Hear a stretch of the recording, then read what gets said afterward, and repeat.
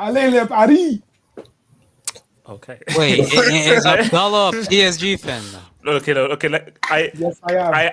I have an announcement to make. I have this is guys. Are you going to reveal that it was a jinx, even though we already knew? Can I talk? It was. You're a horrible liar. Is that water or is that alcohol? Bro, do you think that I put a vodka in this I episode? mean, I don't know. You're no. This is to every Arsenal fan. For the Arsenal fan in the streets, every Arsenal fan out there.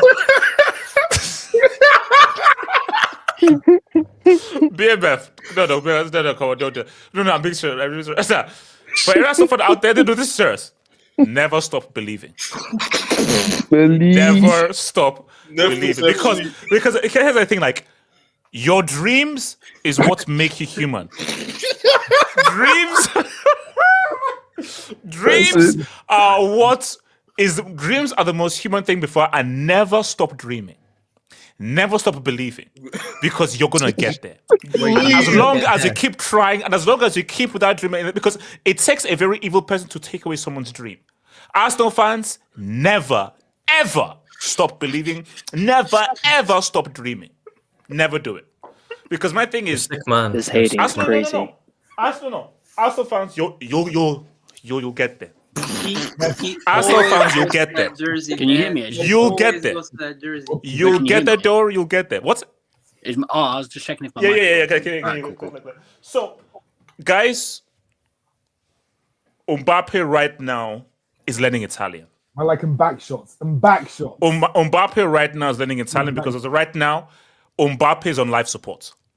Mbappe right now is on life support because if something happens, it's crazy. This might be the craziest redemption arc in the history of football. The Ousmane Dembele redemption arc might be one of the craziest redemption arcs in football. PSG have the chance of winning their first dub. Inter have the chance of relegating Mourinho to Eric, although that was still a treble, and that was still done, and that was something. How good was that treble? Amazing Barcelona team, and also he also did this Barcelona when he was a team, and also Thiago Motta was sent over, and he was able to only call them only one goal, and look at people that guys got the semi-final. So it is what this is a victory. So put that to one side. Put that to one side. There's lots to stuff go down. We're going to talk about Arteta. Should he be sacked? Yes. Should Arteta be sacked? And where do Arsenal go from here? Because right now we now know that it's now trophyless settings. Trophyless settings is now a reality. What does it mean for Arsenal going forward? And for and then we have to end this. And again, it's a massive build-up. We are building, we're building up. But we're going to be talking about this almost every hangout. PSG, Inter Milan. What are our thoughts for this UCL what about Chelsea? Final? Oh yeah. Well, we're about to win our 6th door. We'll be back in the channel very soon, guys. you know what it is, guys.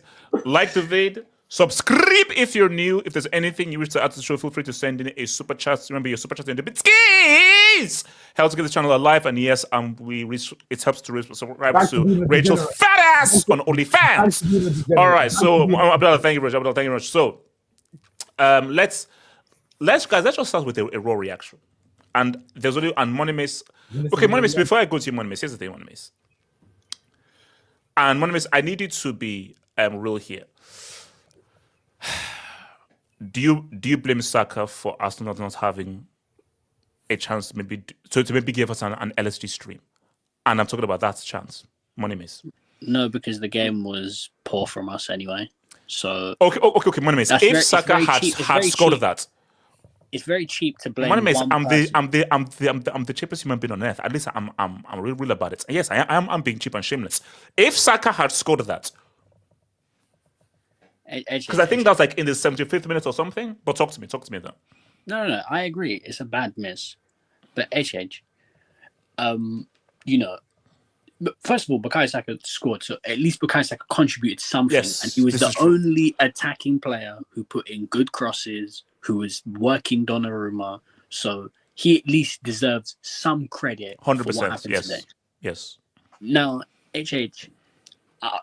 now I've showed up to a UCL semi-final, and a man who I've given 5 years to, 5 years of coaching, 5 years of tactics, 5 years of teaching, of helping the players, of developing them, 5 years, and you've shown up with long throw-ins, crosses into the box, and give it to your best player and hope that he cooks.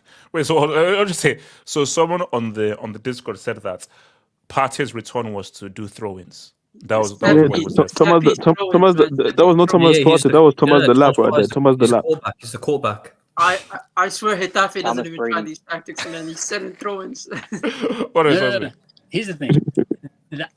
I never like to diminish any style of football. That is a style of football. There are teams in football that do that. Shout out to Stoke City. Shout out to people my AVHs.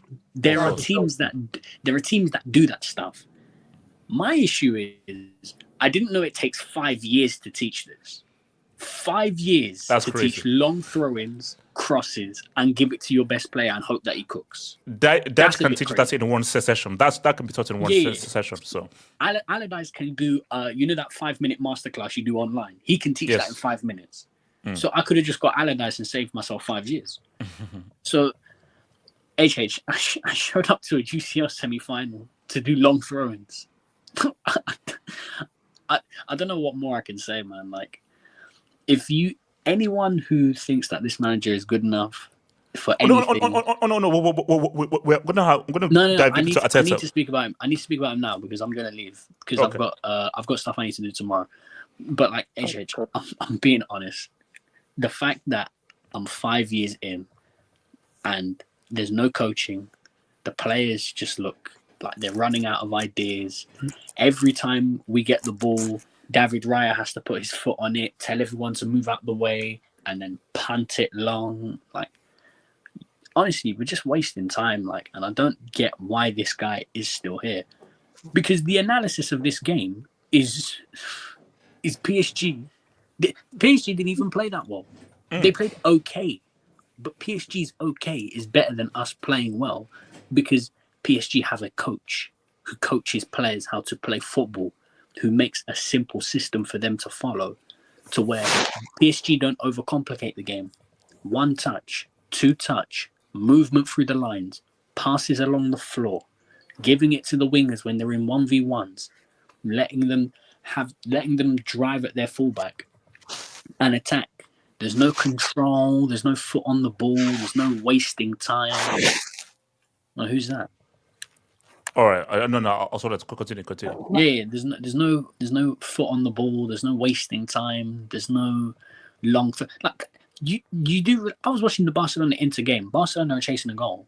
They throw the ball back in as quickly as possible. Yeah, because you don't waste time. We spend a minute on every throw-in, 2 minutes on every free kick. You're killing your own clock when you do everything this. is so slow. It's like pass. It's almost as if like it has to be everything. Basically, Arsenal feels very overcoached. Yeah. It's very overcoached. Like, Mikel, if you want to do this much coaching, go play Football Manager, go play FIFA. You can control the pad, you can control the players, you can do whatever you want. But, and I'm going to be honest, I can't believe I showed up to a UCL semi-final to do that football, to play that style of football. Because I know what my club is. For 25 years, we have played some of the best football in Europe for 25 years. 25 years is not a fluke. That is an era of football, a period of football. From 95 to 2020, we played some of the best football in Europe. Probably Barcelona and Ajax were the only two teams that played football better than us during that time. I'm talking about, you're watching the prime Invincible goals. You're watching what Jack Wilshere and Giroud did when they did those back heel touches like 4 times in a row to score sexy tiki-taka goals. That is what my club is. And I've lost my identity as a club because we've handed the keys over to Spanish Sean Dyche. Sean Dyche could actually, I'm not even exaggerating when I say this, Sean Dyche could coach today's game and nothing would have been different. What revolutionary tactic, what was so different about what Sean Dyche coaches with Everton and what Mikel Arteta coached today?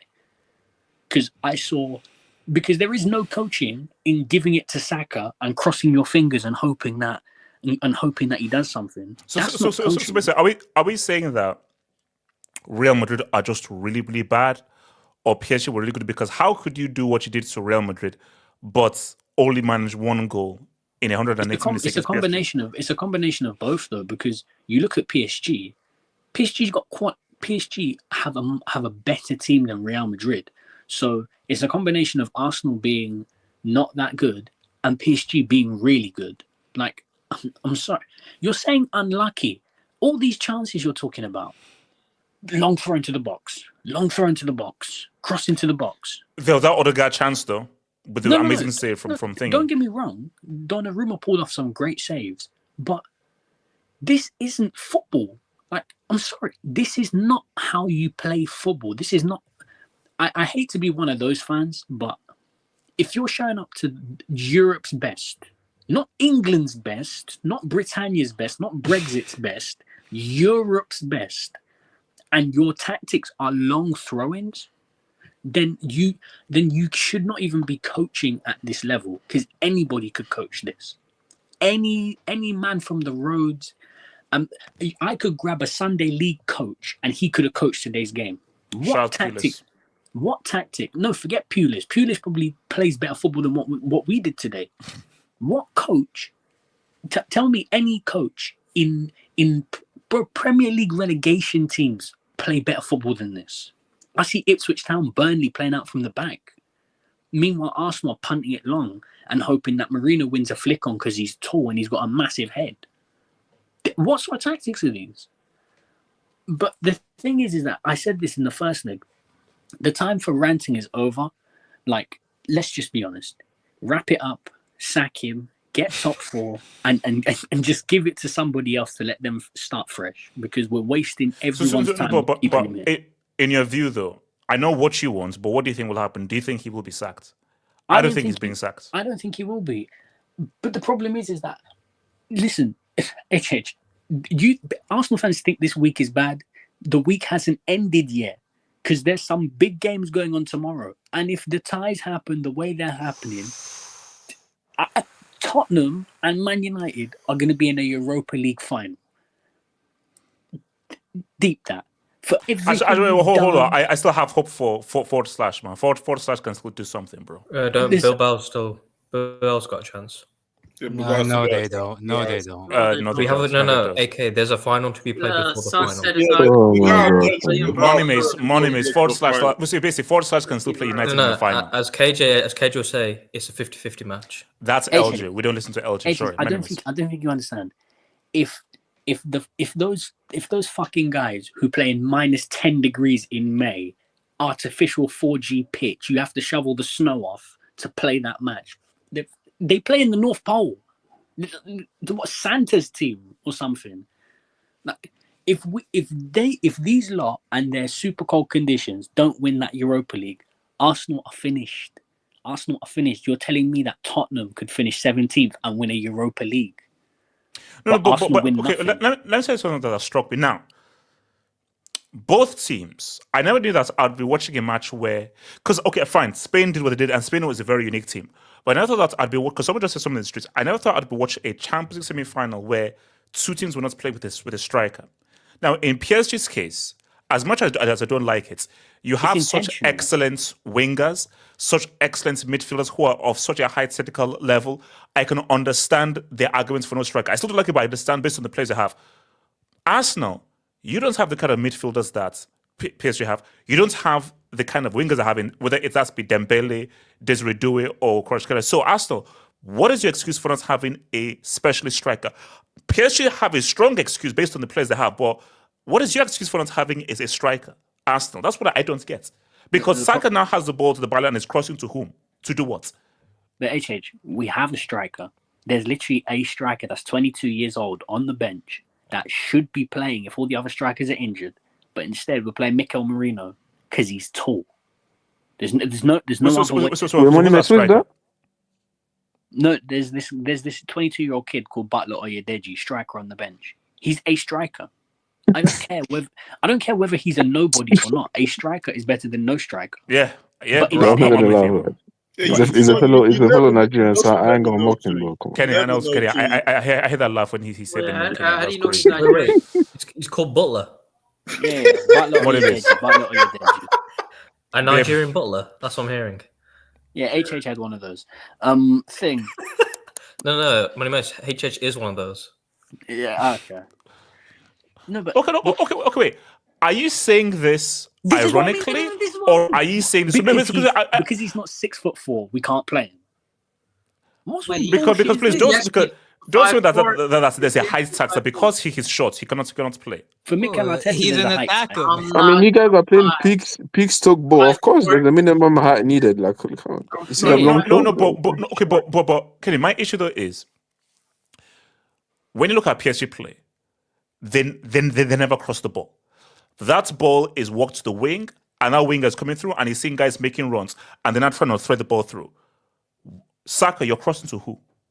Now, you're crossing to Mikel Merino, but Mikel Merino is naturally a DM. If you're naturally a DM, it is not in your nature to just make those runs. For a guy who's a specialist striker, it is just in your blood, in your nature, just to make those runs constantly. It's not in his nature.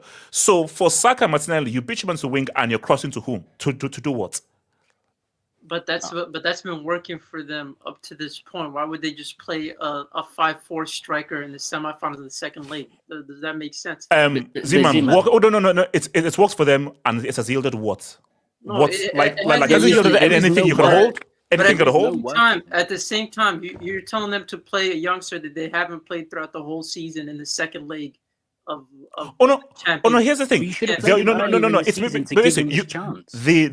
Look, Money Mason, the damage is already done. I agree. Yeah, the damage is already done. It's already done. No, 100% damage is done. But this is my point. When we were having striker issues, because it's not like Havertz just got injured for this game and now we can't play him. He's been injured for months. Jesus has been injured for months. Try these guys.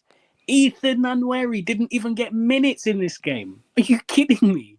We need a goal. One of our best attacking player on the bench didn't even get minutes. All three, we're trying to win the game. You need to make a change. He bought off a left winger, bought on a left winger. He bought off a left back, bought on a left back. He bought off a right back, bought on a right back. So in a game where you needed to make a change, you made like for like changes. Bro. No. When I saw Ben White coming on and Claire Forey coming on, I was like, is this guy sick? Or is he demented? I mean, so basically, you are chasing a game and Nwaneri doesn't see the We pitch at all. brought Ben White on before Ethan. That's our That's our I mean, don't that's get wild, it. bro. He's actually concussed. And listen, anyone who wants this guy, no, I'm being serious. He's actually concussed, and anybody who still wants this manager in, I'm not even angry at you anymore. I pity you. I pity the fact that you have the mental capacity of a 5-year-old. I pity the fact that you're actually so in love and attached with a manager who has not brought you any success. Like, you're in love with this guy for no reason. No, He's brought you no but success. here's the thing. Like, I would because I'm going to speak to some of my Arsenal friends. I actually want to speak to my Arsenal friends and just say, like, now that the dust is now settled, it is yet another trophyless season. What is the argument to keep Arteta? Like, what is really the argument? Trust the process. There you go. Yeah, trust the process. HH. Okay. How long does the process take? Like, is there like a time scale? I'm just being sarcastic, Okay. man. There is no reason to keep. HH. I need him sacked. So if we need him sacked, I will take banter for the summer. Tottenham, get this Europa League dub over the line, please. I'll take banter for the summer. That would be crazy. painful. That's That would be crazy. painful. Like, He will get sacked if that happens. Money, Mace. You don't want Tottenham winning that You don't want trophy. Tottenham. You don't want that happening. You You don't want that happening, bro. HH, I will firm it if it means Arteta goes. If it means I get a chance of winning the league next season, I'll take it. Oh, sorry. Okay, and I see the way you're coming from. So, if Tottenham win the trophy, you think that there'll be so much anger from the fan base? They'll be like, mate. Yes. Because HH, there is no I way see the the fan. angle. Yes. Because if Man United win that, they'll be like, "Oh man, we're so upset." But Man United won the FA Cup and the Carabao Cup. Oh, I get Man United. Oh, I guess we'll firm it because they always win trophies. Even though that mentality is wrong, Man United is shit. They shouldn't be winning a trophy in a season and we're not. But if Tottenham break their 20-year curse of not winning a trophy and they win a Europa League, a trophy that we've not won, meanwhile I've waited 5 years with this manager, he will get sacked. That's the only scenario he will get sacked. I need him sacked. AK. So thoughts on the game, AK. Can I go after AJ? Yes, sir. Oh yeah, you can Can I hear go me there? properly. Yeah. You can hear me properly. Yes, sir. Okay, Yeah. HH. To be honest, I don't want either team to win. If the game could be called off and the final could just be Inter win the trophy on just bye, I would prefer that. But So you neither wanted PSG or Arsenal to win. yeah, you know why I don't want PSG to win and Arsenal. Okay. You know why that's the case as well. But PSG won. I didn't think they played a great game. I'll be honest. They didn't play a great game, but at the They end did of what they had to do. yeah. At the end of the day, HH and Real Madrid winning 15 UCLs should tell us that shout out to Nomad 15 UCLs. But 15 UCL goals. yes, Real Madrid winning that level of trophies in this competition shows you that HH, at the end of the day, tactics this, Stoke City that, footballing philosophy this, individuals win you the UCL. PSG won this game because A, they have great goalkeeper, B, they have excellent forwards, and C, they have excellent fullbacks. Their team is better than Arsenal's. It's that simple.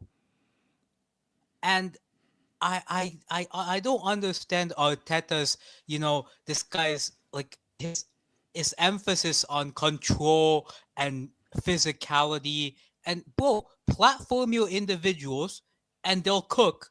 That's how you win a UCL. That's how you win any trophy, bro. Because at the end of the day, the best managers platform their individuals to do what is necessary to win trophies. That's what Enrique did. Okay, why are you stealing my lines, man? That's... Bro.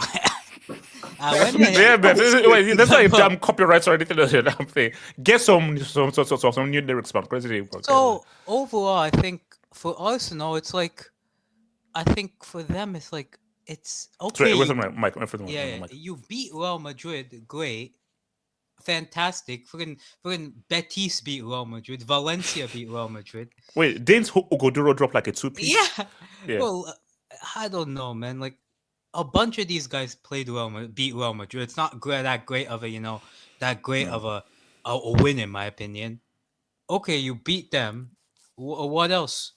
You came second to a Liverpool team that I frankly think aren't the best individually. Mm-hmm. You got eliminated in the UCL semi-final. You lost, I think, 4-1 or 4-0 on aggregate to Newcastle. in a Carabao Cup semi, and you lost the Williams United in the FA Cup. So what has this season led to? And my thing is like, you bought Calafiori and Marino this past summer, didn't get a great left winger, didn't get a great striker. You self-sabotage, HH. And now this guy's looking at Zubimendi. Imagine a Partey, Rice, Zubimendi midfield. Bro, where is the creativity? What is this guy trying to do? I don't know. The creativity is the throw-ins. Bro, like... That, and also, seriously, they have to stop panning to that bloody throwing This coach. guy Bro. gets the claim of being... Where does this guy get the claim of being Pep's cone boy? This guy's not Pep's cone boy. It's an insult to compare him to Pep. At least Pep like plays football on the ground. But AK, apparently he was the person who got the most out of Sterling and Jesus and Sane. Allegedly. Wait, Abdallah, are you in the bathroom or something? Look, Huh? so like I'm in my my room. question is, Look. my question And for your this- mic sounds trash, but continue. my question for It's a JVC Arteta from is- Asda. Okay, thank you, brother. Thank you, AK. Dude, do you want to drop a preemptive brick for that? I'll save it. I'm gonna drop my it for you question afterwards. for Arteta is, you stopped playing this swashbuckling football when you did it when you first contend for the title. You went full control, full Stoke City, full set pieces. They were playing for set pieces today. Like they were playing to get throw-ins and set pieces today. What has that gotten you? What has that gotten you? A community shield. I mean, it makes Two no community sense. shields. Oh yeah, shout out the second community shield, man. Oh my days. These guys are bums, man. I'm so sorry. These guys are just bums. But from PSG's point of view, do you think that the path they've taken has them ready for the final, or do you think Of it course. was an easy path? Of course, they played the two favorites. They played two of the favorites. I mean, Liverpool were a favorite for this team. I don't like going based on betting sites, but they did say Arsenal were one of the favorites. Wait, hold on. Is this the same site that had Declan Rice second in the Ballon d'Or power rankings? No, that was a different one. To be Okay. fair. No, wait, isn't this the same site that had Arsenal with Inter Milan? True. Sorry, AK was saying. They have played very good teams, in my opinion. No, for me, I think their hardest test was Liverpool. That was a big test. That Liverpool was easily the hardest test, and I think it's generally a 50-50 game. So I think actually, it's a what do you say? Was this their easiest game? No, I'm talking about the final. No.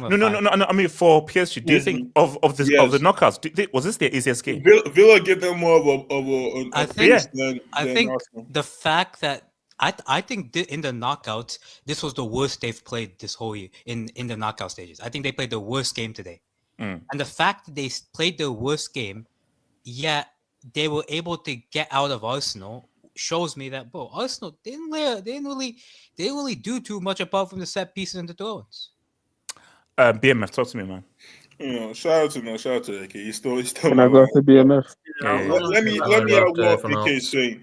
Let me add it. AK is right in terms of you win games, you win trophies because you platform your Maverick superstars.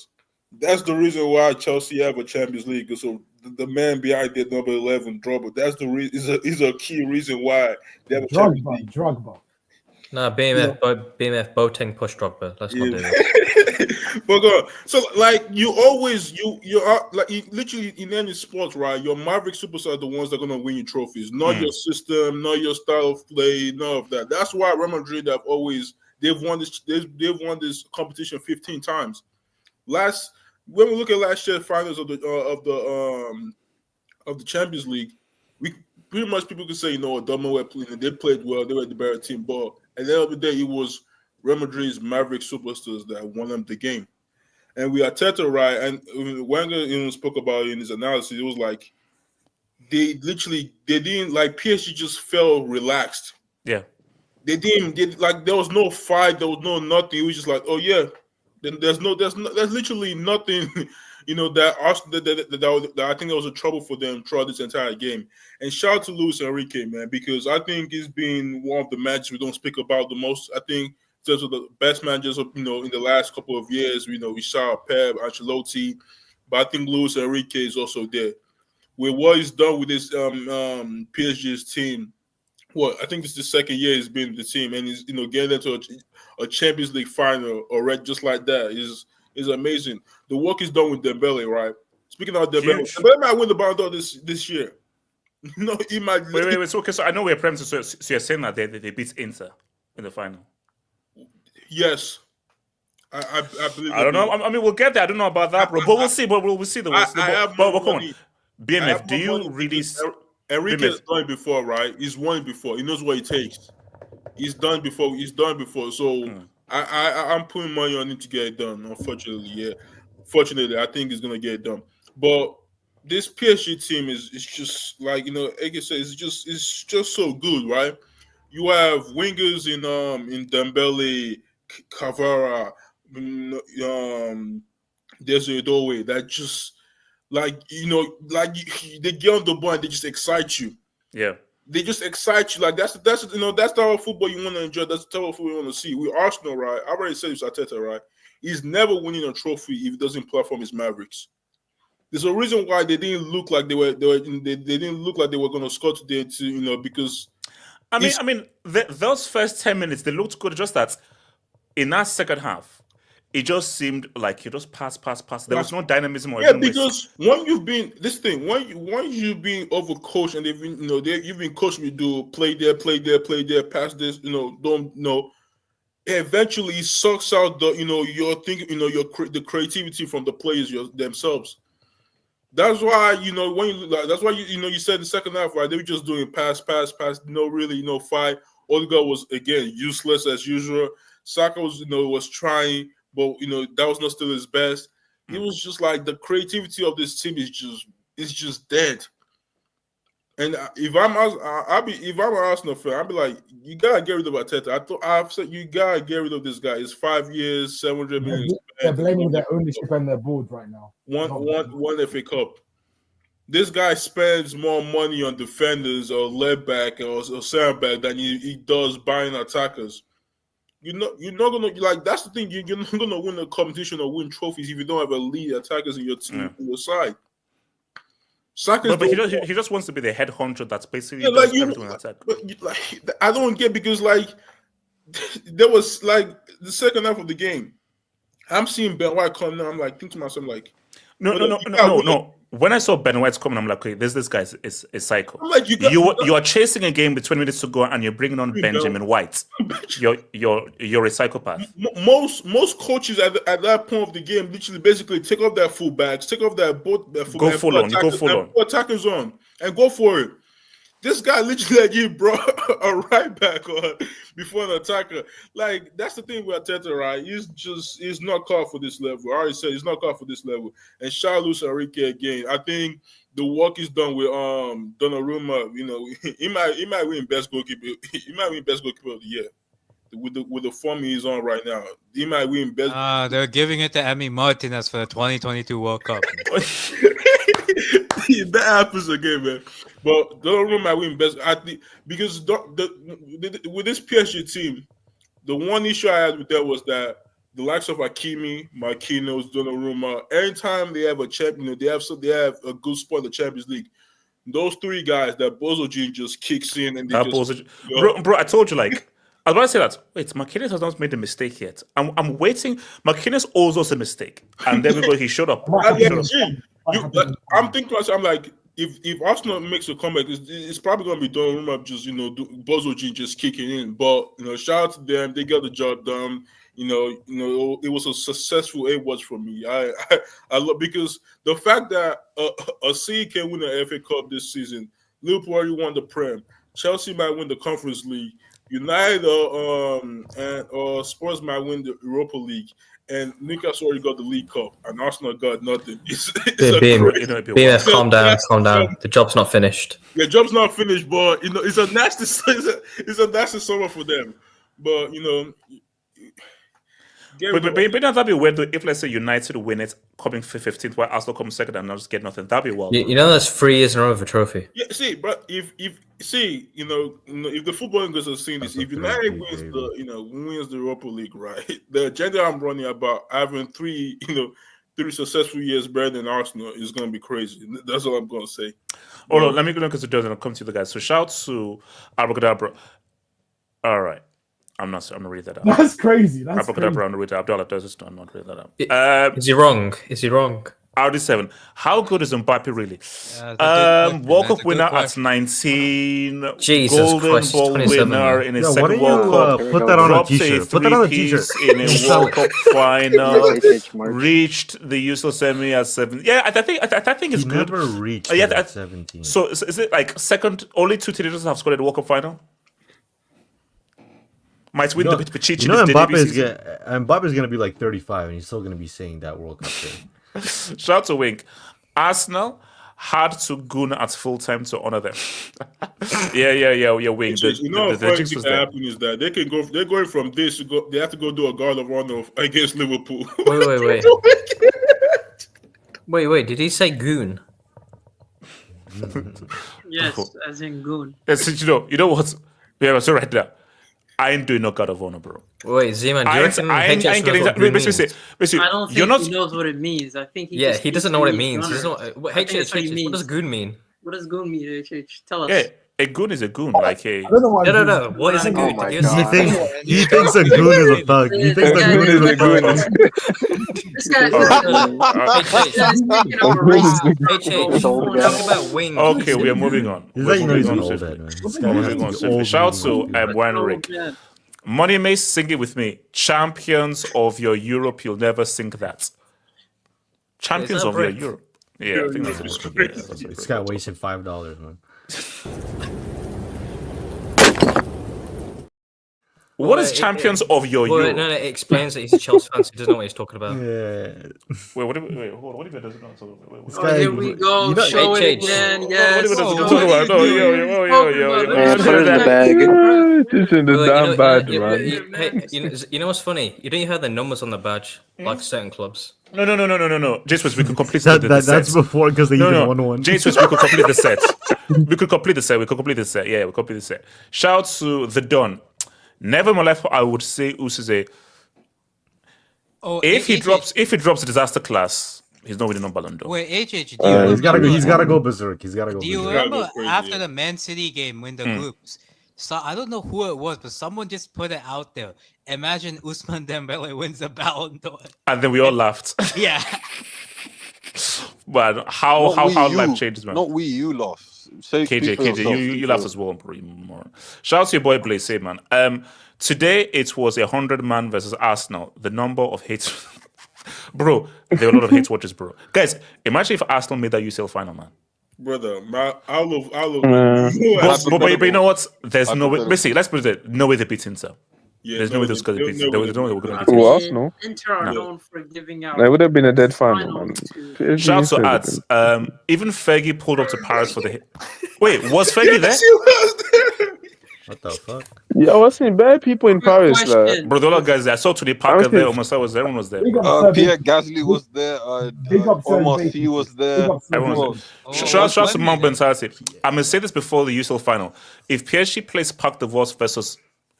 Is that a brick? Or should we just say... Yes, it's a brick. Inter Milan. To the intern, Brad. He's not exactly right. versus Inter, it's over. If Inter on the basis PSG, they will lose. No, drop it again. He said loose. This is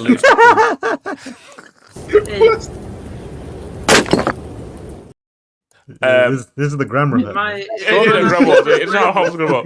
No, look, eight in your community. But you know what I've so far with? When you send a dub, isn't there like auto-correct grammar? How do you know that's his first language? Wait. How does he say in? No, but you know it doesn't make any sense. He says intern, and then 5 words later he says inter. Like, how have you messed it up? HH, you have a bunch of ESL people in your ESL. KJ, relax, bro. You're bloody ESL matching, bro. No, look, see. Let's get the but again, I believe Inter win this because I believe in Inter. That's what I believe. I believe in Inter. Are you trying to jinx something? No. No. Because he knows this Mbappe narrative. No, he knows. Shout out to Ibs. Sir Alex went to hate watch. Bro. Imagine if they interviewed Fergie and said, "Wait, Fergie, why are you here? Man, hate watch, bro. Wait, bro." Shout out to Fergie, bro. The Don. Guys, start, sub, sell. Kunde, Dumfries, Hakimi right now. So Dumfries. Hakimi's actually balling. So Dumfries. So I'm starting. I'll be real. I'm starting Kunde. He's I think no. I think I'm starting Kunde. I'm benching Hakimi. I'm I think it depends what type of fullback you want. Like, Hakimi going forward does clear. I think it depends on the system. I think on the system. But basically, you're in much safer hands with Kunde. Defensively great, and gives you enough offensively. So he's the most balanced of the ones. Dumfries and Humphrey. The Dumfries is like set pieces. Don't feel like wing back Dumfries, but as a fullback, nah. Shout out to play say Jova. Who's Jova? He's that damn set piece coach. Every time these guys, every time there's a set piece. Do you know what it is? The camera kept panning to him. It's the cameraman. What's this? And no. Someone needs to stop this little crap. Yeah, this is bro. It's done now. Every single time he's like, set piece coach, and they go to the guy and he's like, the guy thinks he's the main character. The guy actually thinks he's like a guy. The guy's like, and the guy he knows that the camera is on him, so he starts like, I'm like, get out of here. This is the only set piece coach I see. The guy, every time I see the pan to him, the guy is next to Arteta. He takes the play and like sit back down, man. What are you doing? Do you know for that Arteta you'd be shocked. For that whole set piece crap sack because apparently there's no other team where the set piece coach gets panned to every time a team gets a set piece. I'll be dead ass. I don't even know who the hell Hansi Flick's assistant coach is. Nobody knows who anybody's set piece coach is. It's Ter Stegen. Do you know any big teams in Europe that have murals? What the fuck did you know that? No one have murals. That explains our set piece problems because it's related to Ter Stegen somehow. AK, that's disgusting. Shout out to David C. My captain showed up in the semis. Where was Martin? Well, Odegaard was there. His hair, man. Flicking his hair. Kept going out. Bro, Odegaard. I mean, apart from first it was fine, bro. Second half, that guy ghosted, bro. That guy ghosted. That chance where he cut in and the was literally acres of space to take a shot, and he didn't shoot, and he decides to go sideways. Like he's such a cunt, man. Yeah. That was fresh. Canadian fries. Vitinha. Bro, come on, bro. Yeah, that penalty was terrible. But do you know what that penalty was? That was not even a pen, huh? No. Not gonna lie, his Ballon d'Or power ranking plummeted on that. No, it's out. No, bro. If they show that on his highlights, of say, bro, 10th, bro. But the thing though is, he just assumed that thing would go the other way, and he assumed that because before they took the penalty, they spoke to Ryan. Yeah, he moved before the pen. Yes, and he still. I just think that I think Vitinha expected him to dive earlier. The other way. He thought he would dive the other way. He saw the meme and he's like, "Oh, I got a chance here." Shout out to QC, it's bad. Frappe legacy in the line. Better find Pogba Juju. Look, man, this would be one of the nastiest narratives. Of it's bro, Ricardo, it's disgusting. It's potentially disgusting. Shout out to NZ. It's helps that PSG were never behind in the tie, so Arteta couldn't play terrorismo and counter-attack ball like he did versus Madrid. Did you know what it was? That's early goal. After everything for us. Are we going on to that Bukayo miss? Because Oh no, we'll get there. But that's illegal, messed everything because it's messed up Arteta's plans. But my thing though is that that's what happens. React. Yeah, that's what happened. But basically, you're down 1-0. You can't score at the crib. Shout out to Christ is King. I was wrong. HH Partey failed to force himself from Vitinha and friends, but PSG did gobble Partey's long. That's crazy. You will burn in hell when I'm through with you. That's a very efficient $5. Shout out to Hamza. God of Honor this weekend. Arsenal remaining games are not easy and City pushing for second. Tottenham United in the Europa League. It's a beautiful ending. It's not ugly. It's beautiful. It's one of the most. No, he said, how bad could this be for Arsenal?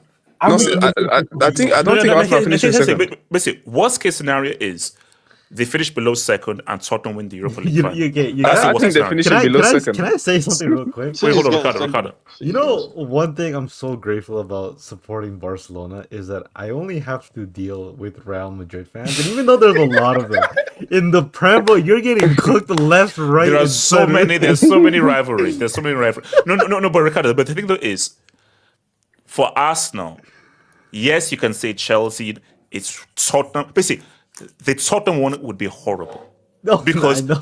because these are your literal next door neighbors who have not won anything in ages, and if they manage to win a trophy, and you've been trophyless in ages, bro, someone's taking a someone's taking a lightsaber to Arteta's head, bro. Harry Kane and Tottenham winning a trophy in the same season. It's not a coincidence. Is it? Wait, Definitely. Arsenal can't even chat because this is a trophy they don't have.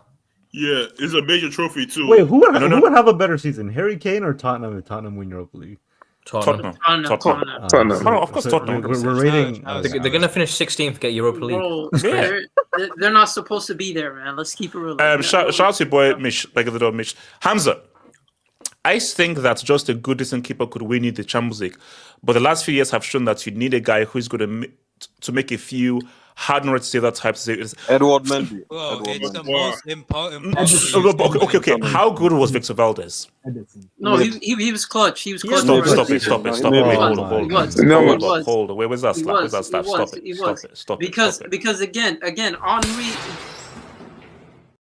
Victor Valdez was a below average keeper. Barca could have put you in goal. No, but yeah, that Barca was so OP that I'm like, Yeah, bro. That all you had to do was make like one or two basic saves. And I'm not gonna lie. The last time we had a goalkeeper, At the end of the day, in the 2006 final, bro, if we had the likes of Ter Stegen, I'm telling you, Arsenal would have had a UCL. Because at the end of the day, let's be honest. They could have put HH in goal. To be fair, in defense of Ter Stegen, he was cracked out in the one season. No, he really wasn't, man. Yes, he was, bro. Without him, we would have got. No, that's cap. No, that's cap. Because against Bayern Munich, you can't lie. He wasn't cracked out. He wasn't cracked out. HH, they could have put you in. KJ, what's saying, KJ? They could have put you in goal and they would have won all those. They could have put anybody in goal and Barca would still. Like, I'm sorry, like, I think that having a great keeper is good. Depending on the kind of team you are, you can say what's up. But here's the put it this way: if you have Marquinhos in your defense, you do need it. We were waiting for that Bozomo. We knew it was coming. Oh yeah, we knew it was gonna happen. AK. Valdez, look at his position in Spain. HH, he was never above Casillas. Sorry, AK. HH, unless you're a team that is as OP as 2010 Barcelona, you need an excellent goalkeeper will win you games. Yes. Yeah, they can win your games. Unless you're that level of team. But even like, bro, who was the Man City when they won the treble? Bro, Ederson saved them in that final. He was great, Ederson. Did Ederson save them, or was Lukaku paid? Did Ederson save them, or was Lukaku paid? No, that's Ederson made some big It wasn't Ederson. No, it wasn't Ederson that saved. It was Lukaku that saved. Yes, Lukaku saved them, bro. Even Pep thanks Lukaku in the post-match conference, bro. So come on. Where did Lukaku get on his medal? Yeah, secretly, not publicly though. Shout out to Robert. Arteta 3 goals down. They got shipped to his address. I mean, HH Calafiori was bought for a lot of money. Like you gotta make it count. Kenny, how are you chasing a game with 15 minutes to go, and I see a defender coming on? They were trying to score headers. Did you yeah, that's like we know what he's trying to do. Like, I don't know why you're surprised. PSG sussed it out first. Spicy Stoke. In the 80th minute, you just saw Thomas Partey about to launch a set piece throwing. Like, that was their plan the whole time, man. This is the first time a manager's been chasing a game, and his idea is to change the fullbacks. Yes, not the wingers, the fullbacks. First time in history. Shout out to your boy Chips. Mikel coached a win on it.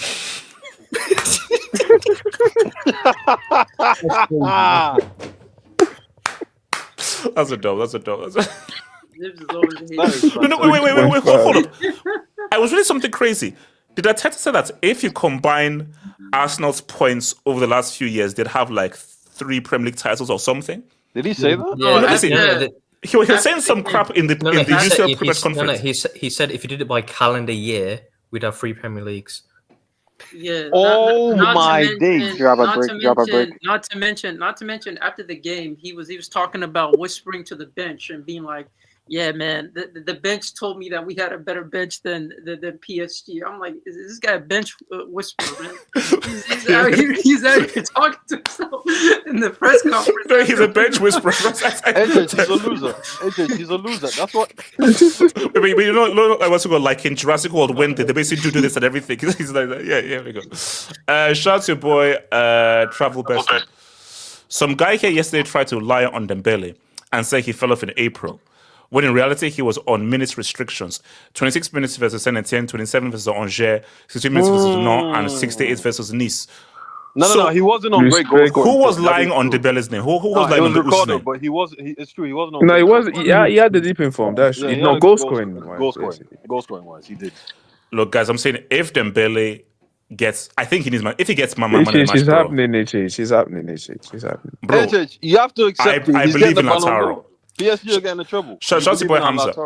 Arteta in his post-game interview said, "We have been the best team in the competition this season." That's crazy. Ahead of. That can't be true. That can't be true. Please, that can't be true. That can't be true. I'm trying. Please tell me, Hamza. Please, I'm begging. Please tell we me. need the quote. Where did Arsenal finish the league? Was it third or fourth? I think he's basically off a field tilt, man. No. I'm saying in the Champions League group phase, did they finish third or fourth? No, it was not. There wasn't even top. It was Liverpool. They weren't even top two. I think they were what's wrong with this dude, bro? They were third, I believe. I think it's concussed. Praise Luis Enrique on the brink of two. So the only person with two troubles is what? It's Pep. Yeah. Not to mention his next trouble would be against another Italian side, because the first time he won against Juve, now he's facing up against Inter. So I'm just saying, man. I mean, that would be big. Wait, hold up. Why are we sleeping on rims? Why can't rims do something against PSG in the? Come on. You just say rim job. Well, it's rims. Yellow card. It has to be yellow card. Shout out to clean challenge. Mish. Say it with chest, bottle it, repeat. Arsenal fan cycle. Why argue with an Arsenal fan when you can just wait? Yeah, I love that phrase. I love that quote. Why argue when you can just wait? That's fact. That's fact. That is true, HH. That is true. Oh my gosh. Shout out to where PSG owned the Premier League. Liverpool, Arsenal, Villa. City. Wait. And City. But City was not in the knockout, but yeah. Oh, bro, wow. Yeah. That's mad, bro. That's mad. No. Don't forget, there's certain people that said PSG would make the top in the Premier League. That them people. Shout out to Blaze. HH, you need to pull up Evra's. Wait, is this the guy? No, he said Netflix FC. No. He said even worse stuff. You need to watch the clip. It's 2 minutes. He was talking about putting a seed in. And so then someone grabs a chain. Okay, no, well, okay. You're actually HH. Teams parking the bus. Can you guys explain, or is it all about the ancient difference of hate to watch teams just parking the bus? Wait, no, look. Did any of this? None of this. The beauty of this both teams was nobody actually parked the bus in both of these ties. Actually, now Arsenal's football was weird. Yes, they tried to attack, but they tried to attack in a very weird way. But I think the beauty is that we never had a point where guys, even Inter, who we know as a defensive team, they still were attacking. They defended what they needed, but they still were attacking. So no one actually packed the bus. But here's the thing, though: it's called GID. The end just justifies the means. If packing the bus gets me a UCL, I will pack 3 double deckers, 100%. Shout out to your boy Thunder. Who's better, this PSG team or 23 City? I still say City. Yeah, 23 City. Yeah, I say PSG. City. No, who did City have a centre back, or who did PSG have a centre back? Patro is quite surprising. I'll still say. Hold on. Let me bring in Kule because he's not really spoken in a while, and then come to you other guys. And come to you, Jason afterwards. Kule, talk to me. Thoughts on the game, Kule. Thoughts on the game? Can you hear me? Yes.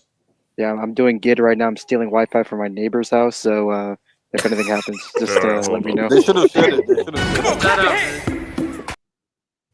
Nice one, bro. They should have shared it in the first place. Not gonna lie. I respect the hustle. No, but hold on. So in 2025, you don't your private your Wi-Fi. No, you're meant to. Not everyone has corruption money like you, bro. Calm down, man. It's not that serious. It's fine. It's okay. It's all right. KJ, I'll let the one pass. The next one is going to be a straight red. Cool it. Talk to me. Yeah, no, man. VAR review. No. Goddamn, Yeah, like I congratulate Arsenal for doing the one good thing they've done all season, which is beating Madrid, which is gonna be like the trophy for the season essentially. But man, like imagine a Madrid PSG semifinal, man. Like we were robbed of probably a generational match, but we'll have to see what happens with that. But man, like I'm looking at this game, and I'm like, what do some of these guys do? Like you have Odegaard that like he's just a turn merchant, like he just focus like I don't know like how is this guy world class? Because I remember having an argument with somebody who was arguing that Odegaard was better than both Pedri and Frankie De Jong, and Wow. I'm like, what is he exceptional at, really? Like as a player, and then like our hair titties, flicks. like yeah, exactly, and then our titties too, like this guy's a meme, bro. Like I gotta be honest, man. This Coolly, like this is what's the his set name? piece coach. This is the set piece coach, bro. That's it. I gotta be honest, man. Lee Gunners is popping bottles right now. He's gotta be fucking. He's got to be. Oh, fucking 100%. popping He's bottles, been vindicated. He's been He's vindicated. gonna do an Oh, 8 yeah, hour no, no, no. stream. Crazy right now. He says he's going 12 He's hours. gonna do an 8 hour stream. Oh no, nah, man, that's insane, man. But nah, man, props to PSG. Like they deserve to be in the final. Like they played the best football, I think, in this entire competition. Like it just shows that like when you have like a midfield trio that is like in sync and that is so like they can do so many things, and it's like the entire squad is a threat. Because I'm looking at the Barcelona, like all we had was Lamine creating chances, but you look at PSG, it's like you can have something with Dembele, Nuno Mendes, or you can look at Guevara and Hakimi. Hakimi. You have the midfield that is always doing something. Like you have a goalkeeper that like you can like trust with the whole game, and it's like, damn, like a team with actual like specialists with actual characters, and they're moving in sync. And you have a manager like Luis Enrique who may win another treble, who knows? But yeah, no, man, like PSG are above and ahead. I think the most stylistically best team, but I think we'll talk later about the final, what we think. But yeah, J West. Can I pick up the G2S? Yeah, like Evra says, this is season 21 of Arsenal, all or nothing. We're still on nothing yet. I mean, so Arteta has 1 FA Cup and 2 Community Shields. And that FA Cup, that was not his team. You know these Arsenal fans, they rate the Community Shields. You know they say it's the English Super Cup. Boy, I still find it crazy that I've been alive for 20 years and Arsenal haven't won a major trophy. Do you know what it means? That Since I was born. AK has never seen Arsenal lift up either a league title or a European trophy. Yeah, same. That's insane. So for AK's entire life, he's never seen Arsenal Football Club lift. I've never. But see, that's what I'm saying. Like, see, I don't want people to attack with everything, but from that kind of a perspective, so you took AK, who's like a 20-year-old, and he's never seen a so-called big club lift a major trophy. Insult United only once. Insult them only once. AK was alive when United have won what? 2 Europa Leagues?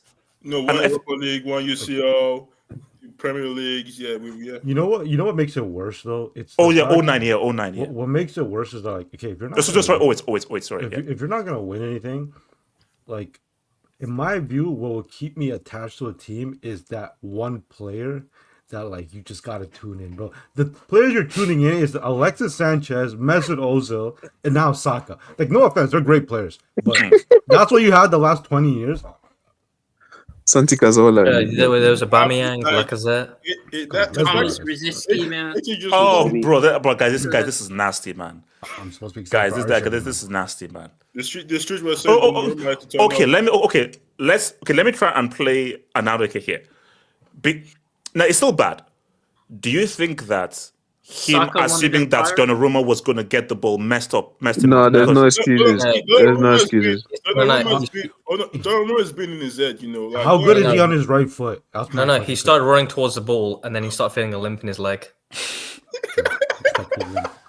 It's like, guys, you can't miss that, bro. You can't miss that. You can't. Yeah, because I think this was like the 78th minute. You've got like another 12 minutes to get one more goal and you're back in the game. I promise you right now, Saka scores that, we're going to extra time. 100%. Yeah, for sure. Like, mentally PSG will just be like, they'll be rocks. If he scores that, we got extra time. You don't know that. Stop waffling. No, Marquinhos is the captain. He has the biggest bozage I've ever seen in the guy. You're 100%. feeling up, and what you do? How does he send us a foul? He's gonna start panicking, man. Instead of just kicking the ball out. There's a reason Marquinhos got subbed off at Anfield. There's a reason because he's got the bozo gene. That boy is soft, man. He should have just kicked the ball out. I don't know what he's trying to do. I hate when players trying to He's protect a the ball. DM playing as a The center. ball out, man. Did Donnarumma submit his bozo ticket yet? Because he might be saving it for the final. I think he's saving it for the final, bro. Yeah, Dilla. I think Marquinhos punched in his ticket, but Yeah, no. Marquinhos said, "Hey, look, man, I punched in mine before for the final." So everybody's like, "Go, like, Donnarumma, punch it in quickly." So now PSG are now sweats because they're like, "Bro, this guy's not punching his ticket yet." So. Hey, you remember Sterling's miss against Lyon for City a few years back? That's the worst I've seen. That's the worst. Sterling's is worse. Sterling's was worse? No, this is worse. This is worse. Because they scored right after. Sterling was bad. Didn't Sterling hit the ball? No, it went out. I know it was And the they one. literally scored Wasn't after Sterling that. like closer to the net too? Well, No, KJ, Sterling's was like 5 yards away. He was on the ground too. The ball Hey, was on the goalkeeper ground. was in the box was in the goal for Sterling's, I think. All No, he right, wasn't in the. guys. Google is our friend. Google is our friend. Sterling's is worse. No, Sterling is worse. Sterling is way worse. Sterling was worse. This is bro. worse than Yes. Sterling. Oh my This is god. worse. He was closer to the Like how net. you got the one He's with the on it. He's on No, his this is worse. This is worse. He's on his right foot. He's on his right foot. You see, This is worse. This is worse. for Saka, the ball was in the air. The ball was on the ground. That's what I'm saying. Like seriously, remember, guys, this is KDB, who is an expert passer. The ball was on the ground. It was perfect too. Perfect pass. Put it this way: it was harder to miss for Sterling than to actually score, because it actually takes skill to actually put the ball over the bar from that far out on the ground. So this is actually good. Here, actually Wait, did can I ask you a question? Sterling's is closer as well. Can I ask you a Low-key, question? Sterling's might be worse. HH, do you make that? You make that one? Yeah. It took a while to answer. It took a while. It took a bit too long to answer that question. Wait, hold on. I don't know, man. HH cracks under pressure, man. Just. Yeah, maybe it's just an English thing, like with these players missing. Big chances, big moments. I know some people are saying the ball came in fast, but I'm like, still, it's literally an open net, and there's no pressure. Like even Donnaruma's never getting to it. You've got a clean hit a goal, but this is too late for Arsenal. Like you can't go 2-0 down. Like those first 10 minutes, that's when you had to score. Like I know Donnarumma came up clutch, but yeah, it should have been 3-0. Well, you know, at one point I saw Odegaard behind Saliba at the centre back. Like this guy runs away from the ball, man. JSWS, how are you bringing on a right back? HS, could you bring on CFA versus? He brought on a right back and a left back. HS, could you bring up CFA? It changed the game. You normally, a normal coach basically takes up those fullbacks and put attackers on and go for it.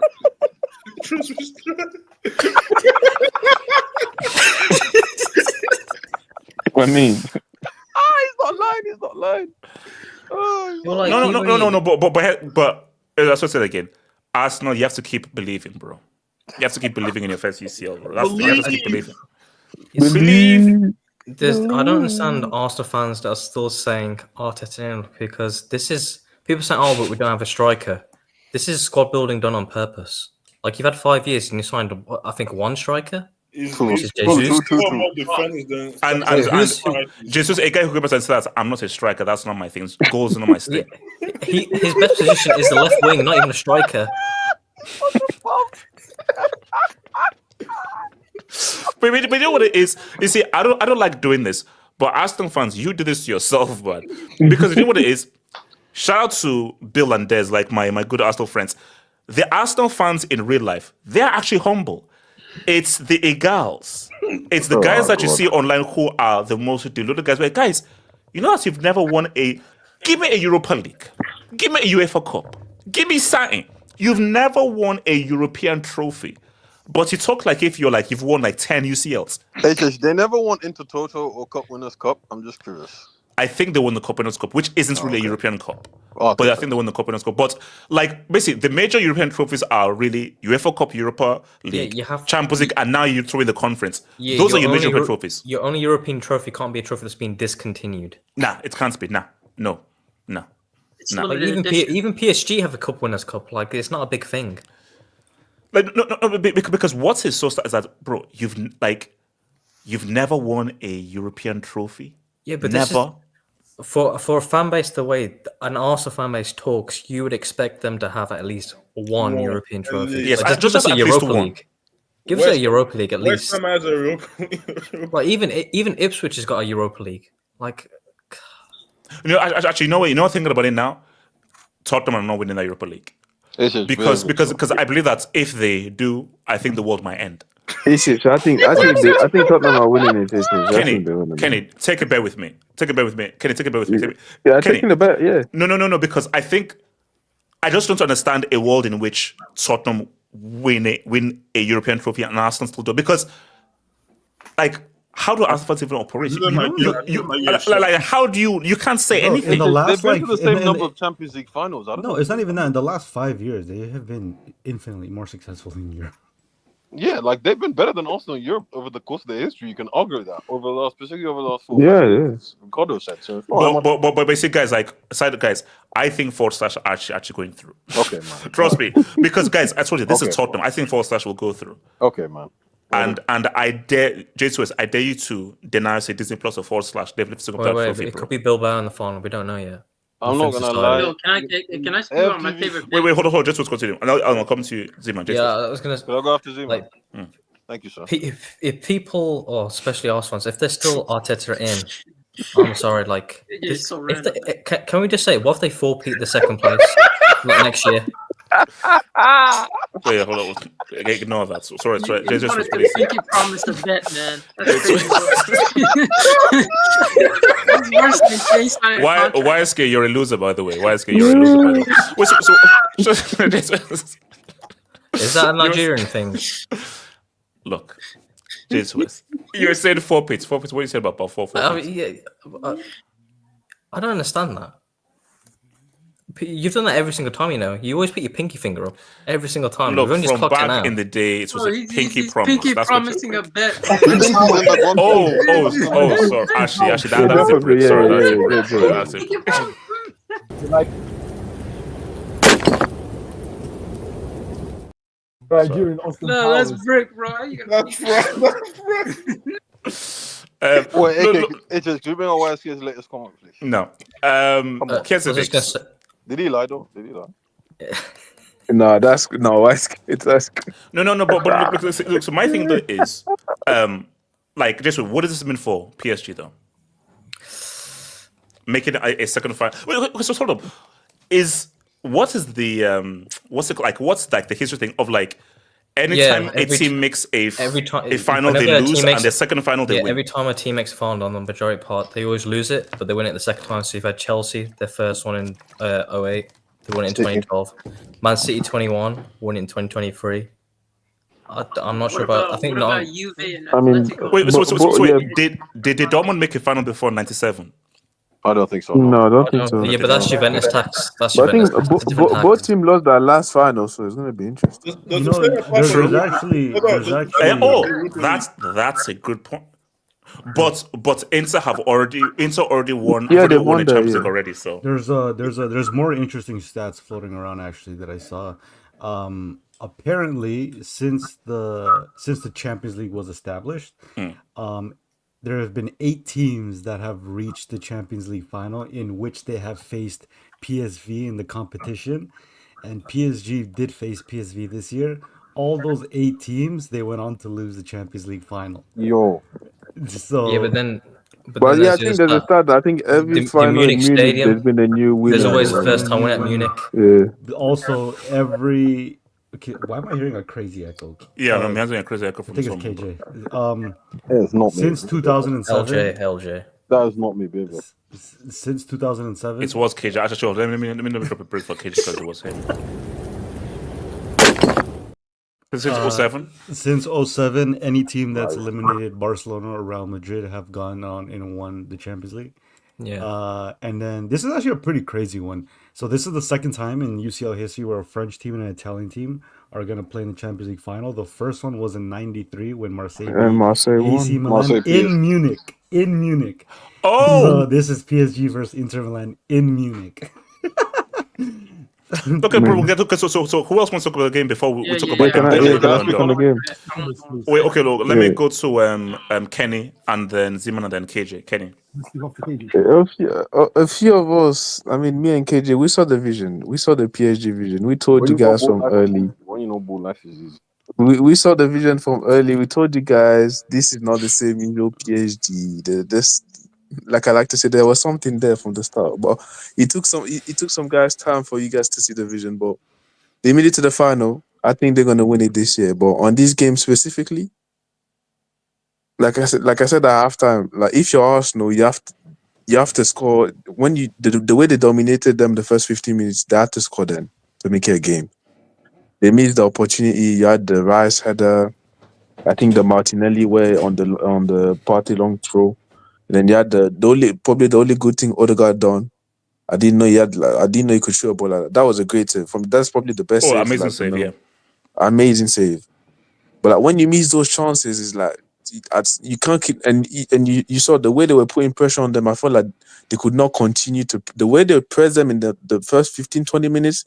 I think it took a lot out of Arsenal, and they didn't get the reward that they probably deserved. And then afterwards, once Fabian Ruiz scored that first goal, I was like, yeah, he's done. Because I didn't see Arsenal scoring twice. I thought maybe they could get a draw at best. But if we've been over the two legs, I think the best team won. And and even if you look at today, PSG, like I'm sorry, like in the final, like Barcode cannot start. Barcode cannot start in the final. I'm sorry. The guys, he's so bad. He's so bad. The guys, it's not reliable. No. I've never, in recent memory, I've never seen a player where, like, when he receives the ball, I have so much faith that he's going to just mess up. Nah, he just looks like, bro, he's gonna mess up. Yeah, like I don't know, it's just, like the way he runs and he's just so wearing everything. He just looks so another way. Send them back to Togo. Send them back to Togo. KJ, man. There's no VAR, bro. I don't even think he's from Togo, bro. There's no VAR review on yellows. Isn't that his second yellow? Chill. No. I was a warning last time. Appreciate you. But yeah, on Bakola, like, every time I see him in front of goal, I feel like he doesn't back himself to score. I'm like, have some confidence in yourself. Like, I feel like he himself doesn't. If you don't back yourself, what do you do with the football pitch? You know what you do? I'm like, I have no confidence. Even the way he hits the ball, like, I have no confidence in you scoring a goal. But yeah, like that Fabian Ruiz, that was a clean goal. The touch to get away from Martinelli. How's that his first ever goal in the Champions League? That's crazy. No, I think it's his first goal for PSG. I think he scored in. Nope, that's his first goal in the Champions League. I think of course Napoli. Them times there, I think they were probably in the Europa League and stuff like that. And Betis. But this is his first Champions League goal. Yeah. But I think this is his second season in PSG. Obviously, his first season he was a bit like Fabian Ruiz took time. Like his first season of PSG was quite underwhelming. But I think like he had a very good duo, and I think this season is showing the he has the quality to be there. But no, like PSG, the defense was solid. Hakimi defensively was solid as well against Martinelli. Like the midfield played well. Like obviously you had your Bozo moment for Marquinhos as expected, but at least this time it didn't cost them. No, but you had to be there, and honestly, a guy that probably I didn't expect from him this run is Donnarumma. Like the 1AE from probably last year, especially his PSG career.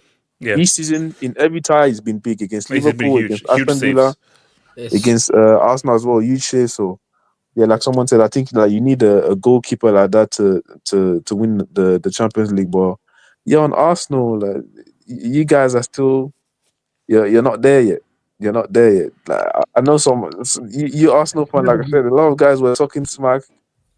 Like I live in the UK, yeah. I've been trying to get a hold of my brother for like 2 hours. I don't know where he is. He's not picking up the calls. I'm worried sick. If anyone knows about a man in his 30s, maybe around the UK, give me a call. Put out an APB on him. And you see that, that's the AP, because you see this, and that's what Arsenal fan. They have the most chairs. They talk a lot, but when they lose, they go hiding. At least I respect Money Mace. Well, honestly, Money Mace is not the typical Arsenal fan. He's not the typical one, bro. Yeah, them Belgium SK and all these guys that were saying, yeah, he's done. But basically, no, that's unfair. That's unfair to say it's typical. I think the Arsenal fans that we see like on social media and everything are not the Arsenal fans you see in real life. Like a lot of the Arsenal fans you see in real life, they're a bit more realistic about Arsenal. But some of these Arsenal fans are just thirsty online. These guys are just psycho. And I told you, like I saw my friend Bill. He said that he hates AFT TV because AFT TV just gives Arsenal fans a bad name and a bad rep because people just assume that Arsenal fans are like that. You can say that about every fan base. I mean, it's easier to talk shit and talk crazy when you're hiding behind a screen. Like, yeah. If you see online fan base, but I think okay. So are you saying that this is for every fan base, or what does it seem that Arsenal fans just seem a lot more louder? I just think it's every fan base. Like I can say the same thing about Barcelona fans. I can say that about Real Madrid fans. I can say it's just that Arsenal. They're a massive. Yes. Like they're a massive supported crowd. So like Arsenal and United are probably the two biggest in England in terms of like fanship. So I mean, you're probably gonna run into more of these idiots online, but in person, like bro, I've never actually met a Real Madrid fan in person as they portray to be online, and I'm sure you can say that, like I've talked to very. So Ricardo, you're saying you've not met a Madrid fan who wants to offer you 15 UCLs. UCLs. In real life. No, they don't really say that, bro. A lot of my family are Madrid fans. They don't like. Some of them weren't even alive to see half of them. Some of them they're like they don't really care because it's their secondary team because they're South American, so they support their home team. Like it's, I think. Yeah, I don't know. No, but it's like my Arsenal fans that I speak to, like who are my friends. When it's okay, so like, what do you think about this game? They're like, man, I don't know. It's Real Madrid. We're trying to see what we can do. Okay, PSG really good, but I think if you don't have everything, like they have like a level-headed view.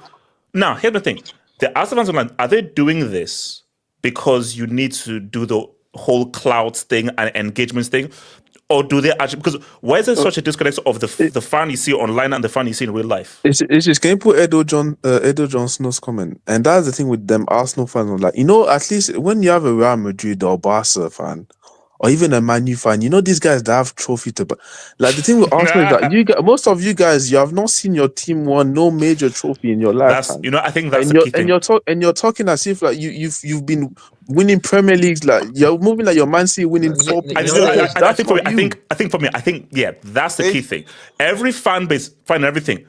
Even the AC Milan fan, it's still AC Milan of what they used to be. For Arsenal, fine, AK, who is on this thing, has not seen you win a league or Europa League since he's been alive.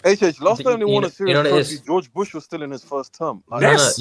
Let's be serious. They speak like they're the Real Madrid of England. That's how they speak. No, but do you know what it is? Which is the thing that Ricardo said, like, which is why I just find so interesting that they are one of the most popular clubs in the world. So I just find it fascinating that it's one of the most popular clubs in the world who has never won the Champions League. That's interesting. That's mainly on retax. And the whole the broadcasting stuff in the Premier League. When it really picked off, the big three clubs were United, Chelsea, Arsenal, and then you've got Liverpool in the background here and there. Now it's Man City and Liverpool. Also, I mean, like someone said, they played the humble song after beating, or was it Man City or Real Madrid? I'm like, you guys, you just do it to yourself at some point. No, I'm saying that you're sometimes Arsenal fan. I feel like you just play on ball. Yeah, they had Champions League winners 24-25 when they beat Real Madrid. Like, they're asking to be harassed and triggered and harassed. Nobody's asking to be harassed. What are you talking about? Kenny, continue. Kenny, please. Yeah, and Abdallah, I don't know why you're like one kid. Like, I don't know why you're way off your mic. Like, the distance between you and your mic. It's wild, bro. But anyway, Abdallah, thank you, Kenny. Yeah. He's on the Titan submersible. Kenny. But anyways, like I was saying, like for Arsenal fans, like I'm sorry, Arteta, you've had your time. Like you've had how many years? Like some people said, you had phase 5.5. You have update. You've been keep on updating, and the More update phases, is not. man. More Wait, The phases. update is not. also, okay, let me ask this: who is longer in their phase, Arsenal or the MCU? I mean, it might be Arsenal. You know. Is MCU phase 5 now? I think Thunderbolts isn't the Thunderbolts the start of phase 5 or the end of phase 5? Are you talking about? All I know is the hell there's is also Arsenal fans talking doing? about 6.5 already. So Yeah, this is well this ahead. is 6. So I think this this is 6.5 for 5.5. Right? Arsenal. I think this is 5.5 right now. So next year we'll be going You into know what? 6.5. I'll put it on a poll. Continue. But Kenny, they won the league next year. They won the league. But yeah, that's what I'm saying. At some point, like you maybe like us, Arteta is not that guy. You just need to move on. I know you guys were hoping that when you build with someone, you're hoping that at some point he's gonna help you win that trophy. But like, nah, sometimes you have to let it go. You know what I'm saying? At least he brought you back to a decent level, but he look like he's not the guy to win you the trophies. You just have to let him go. Like, I'm sorry, and you guys, you give this guy too much power. This guy is you need different type of player striker. This guy is spending 60 mil on Merinos and Calafioris and like bringing fullbacks on to win the game. I'm sorry, like the guy is not it. Like you need to move on from Arteta. But yeah, man, shout out to PSG and we'll be Have there you in the seen the final. transfer targets this summer? It's Nico Williams and Zubimendi. Zubimendi, I'm like, come on. I'll be honest with you. Relax, they're If getting I'm- Gyökeres. If I'm an Arsenal talking fan about and I see, like, I've grown up on Wenger ball and I see the football this guy's providing me, well, I'm going at him. I'm going at him, bro. I'm trying to find this house. Wait, hold on, Ziman. Real man. Listen, what was it? Was it 3 seasons ago, 2 seasons ago, when they were up top and you were telling me that, and they blew like what? They blew a lead that they had for 93% of the time, and you were like, it doesn't matter. Nobody expected them to be there. You have to give them time. And you were out here making. That's crazy. That's crazy. Nah, Right? you can put 1,000 Arsenal players. It's still not happening. Yeah, it's not Ziba, happening. continue.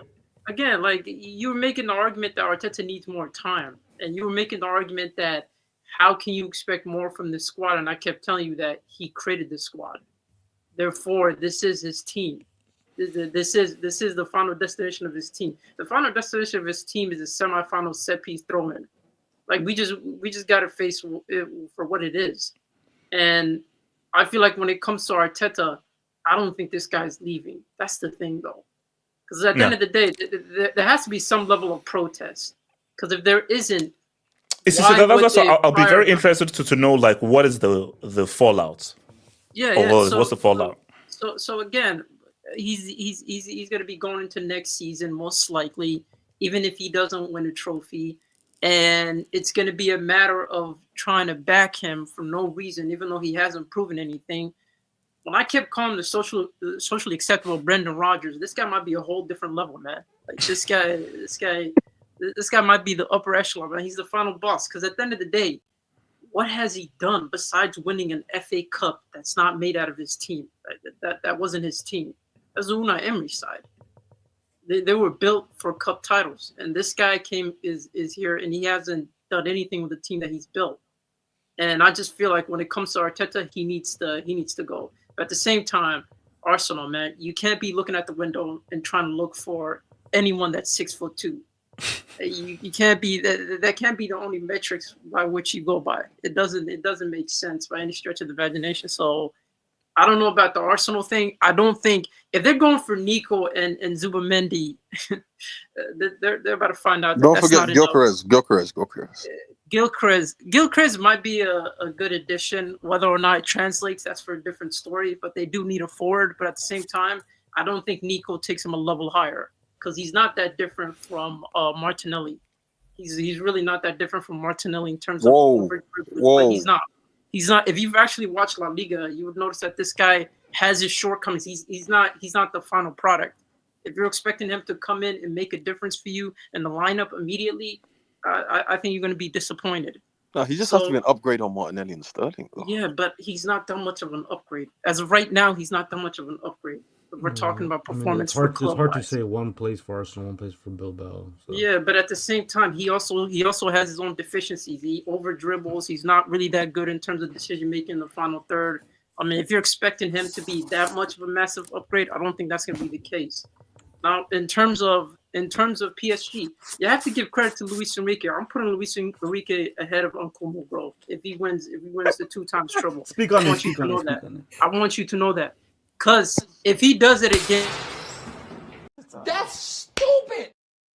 I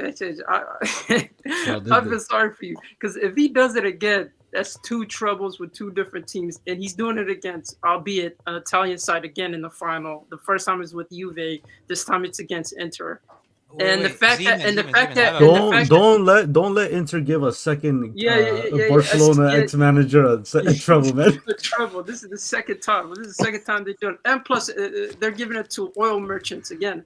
This is the second time they're giving it. Wait, Z-Man, I have a quick question. Is he ahead of Ancelotti as well?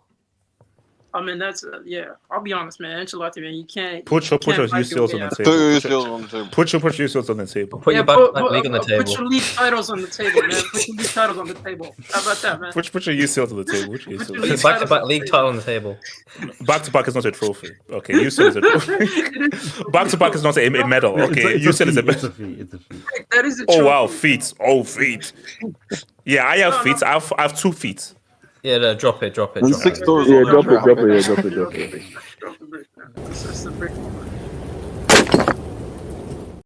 I thought that would hit him. One more for the culture. He has 6. I thought that would hit. That's what anyone in the Finnish school, man. The good school, man. That's such a dad joke. If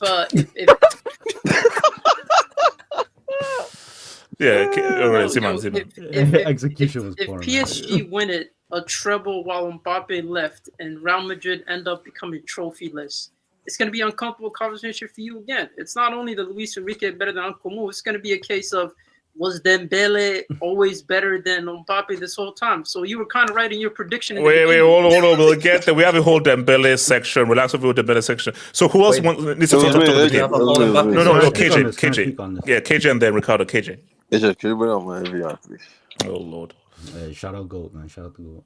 You know, in the words of the great Kobe Bryant, who is that? That is not me. Can you guys put your freaking names? Okay, there you go. Okay. You just can't read. That's why you didn't see it. There we are. You see that, right? AJ, the job's not finished, but you know, in terms of this game, first of all, I was right, as usual, or comme d'habitude, as the French. Wait. What do you mean, as usual? The fact of the matter is, predicted that Arsenal were going to do this in the sense that they were going to have a spell where they press PSG and PSG were going to hit them on the break. The first 10 minutes, HH, they did really well, but the fact of the matter is, I think over the last 2 days, someone done rumor of showing what having elite goalkeepers can do for you in the tournament. Because, HH, that Odegaard save was ridiculous. Amazing. Like, that was... Like, considering how late he probably saw that and the hand he got to that, a lot of goalkeepers probably get a hand to it and push it in, right? Or something like that. And also, the Saka save was also good as well. That Saka save in the second half. Oh, yeah, it was a very good save because he was falling backwards. And, another goalkeeper might just have thought it was going out, but he judged the flight pretty well and it was a good touch. The fact that he got injured and almost had to come off, but, you know, he stayed on. That was very good for them. Today, PSG... I think it shows what happens when you can stop them from playing their game. So, one, you press them really high. You press their defenders into making mistakes. Nuno Mendes was not good today. Like, at all, actually. He improved a bit in the second half, but he was not good, particularly defensively. But, you know, Saka's one of the best one-on-one players in the league, but in the world. But take that aside, his passing was particularly bad today. He was giving the ball away a lot in dangerous positions. Neves and Vitinha didn't have their greatest game, but I think in the second half, particularly Vitinha, he did improve. That penalty was terrible. Barcola, I can't say we should send him back to Togo. Wait, who's Barcola? I know a barcode that doesn't scan. Barcode, thank you. How do I put this? That purple patch at the start of the season fooled me, unfortunately, because over the last few months he has been abysmal, HH, and in the Champions League he has been pathetic, to be honest. Trash. Due wasn't particularly great today either. Like HH, if both we've said this since Liverpool, right? They missed a bunch of chances at Liverpool first leg. They missed some chances in the second leg. They did the same thing against Villa, particularly in the first leg, HH. But they scored at least. They did it against Arsenal in the first leg, and they done it today against Arsenal in the second leg. That's like 4 or 5 games where you're missing your chances. If there's a time where you don't have a second leg, it's a final, HH. If you do this in the final, you are not going to win. Especially against the Inter. Exactly. And no one's going to... And you can't blame anyone but yourself, because it would have been a pattern, right? Obviously, we could be wrong. They could show up to that final and actually have their shooting boots on. But, I mean, I'd be pretty surprised, particularly in Barcola's case. He shouldn't start the final, that's for sure. Due should be playing out wide, because I think a centre forward is not the most effective. Dembele should be back for that. Dembele didn't do much today, but let's just say he was injured, and PSG didn't have much to ball towards the end. As far as the defensive error, I don't know if you see, but Pacho actually mishit that clearance. So it comes in from what's his name? From Trossard, I think it was. And Pacho tries to clear it, and it goes under his right leg and hits his left leg, and that's what took it in the direction of Saka. And Saka scored a good, it was tap in, because Lucas Hernandez is a bum as well. He couldn't do anything about that. But then Marquinhos trying to buy the foul as well. No, this is the thing. Sometimes just kick it out, man. Like this thing where defenders try and always shield the ball. Like, bro, you were like how many meters away from but here's the thing. Like, 9 times out of 10, it does work. It's just that don't at that moment of the time, just don't. Because trust me, 9 out of 10, it does work. Like it will always. The linesman is always going to give the benefit of the doubt to the defender. Yeah, that's so foul as well, man. That's fair. It did work in the first leg when Nunes got the foul when Saka was pushing. Yeah. Okay, that's fair. But like I said, with him, there's always a bozo moment in there. PSG should long term. I don't know who they're looking at, but they should find. He's 32, so he's not super old. He's probably got 2 or 3 years left in him. But yeah, I mean, long term, they should definitely be looking at someone. Konate. I mean, I don't know if he can be a leader in your defense. Saliba won't be bad, but he's probably going to Madrid. So yeah. Anyways, they should definitely look at. Saliba's looking shaky lately. Yeah? No, I know. Like this is the thing. He's thinking about Madrid, bro. He's thinking about Madrid. He wasn't particularly great today, but the thing with him is, I don't know if it's just this is probably the first bad patch of his career, for being honest. Like he's not like 1 year at Marseille and 1 year at Nice and 1 year at Marseille where he won Liga Young Player of the Year, Team of the Year, and 3 years at Arsenal. He's been Team of the Year in the Premier League the last 2 years. I mean, he's allowed a little bad spell. I don't think it makes him a bad player. He's still probably the top 3 centre back in the world, in my opinion. But yeah, PSG. As far as going into this final,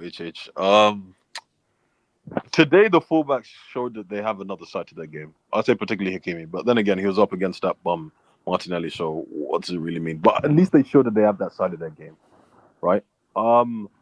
Defensive they also show that they can weather the storm, sort of. Like I know we'll get into the second miss because it was bad, but they also showed that like they have that side of them. They didn't bottle it. Wait, Kitcha, are you under a blanket?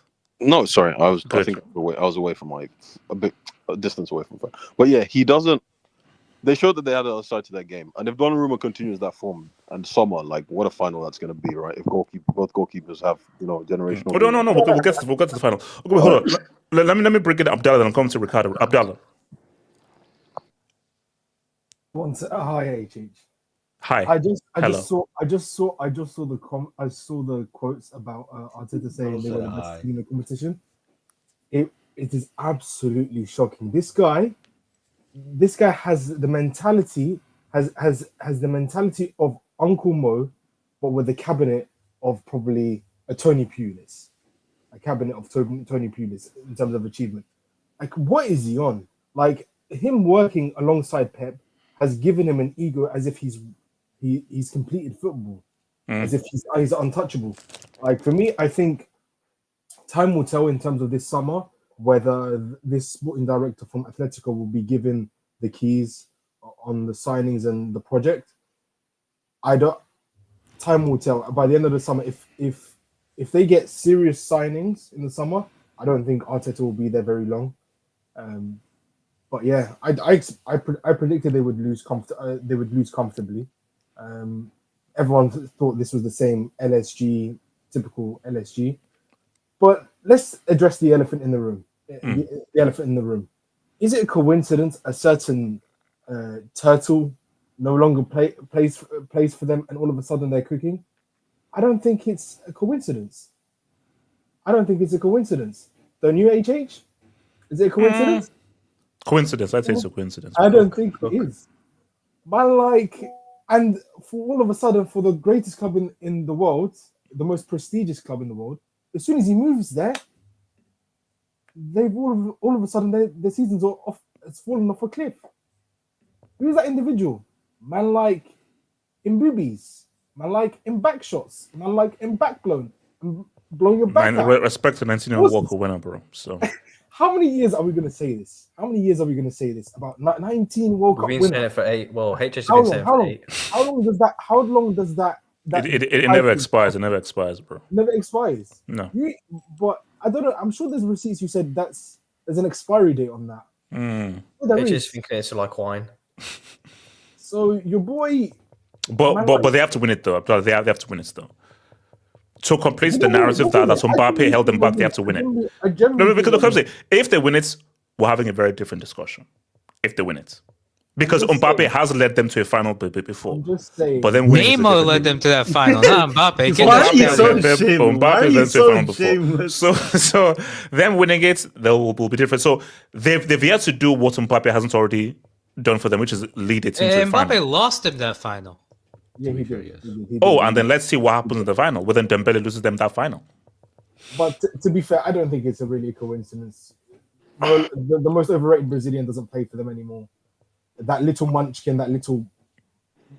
This sounds like hating. Midget, that little midget from Argentina who won a rigged World Cup no longer plays for them anymore.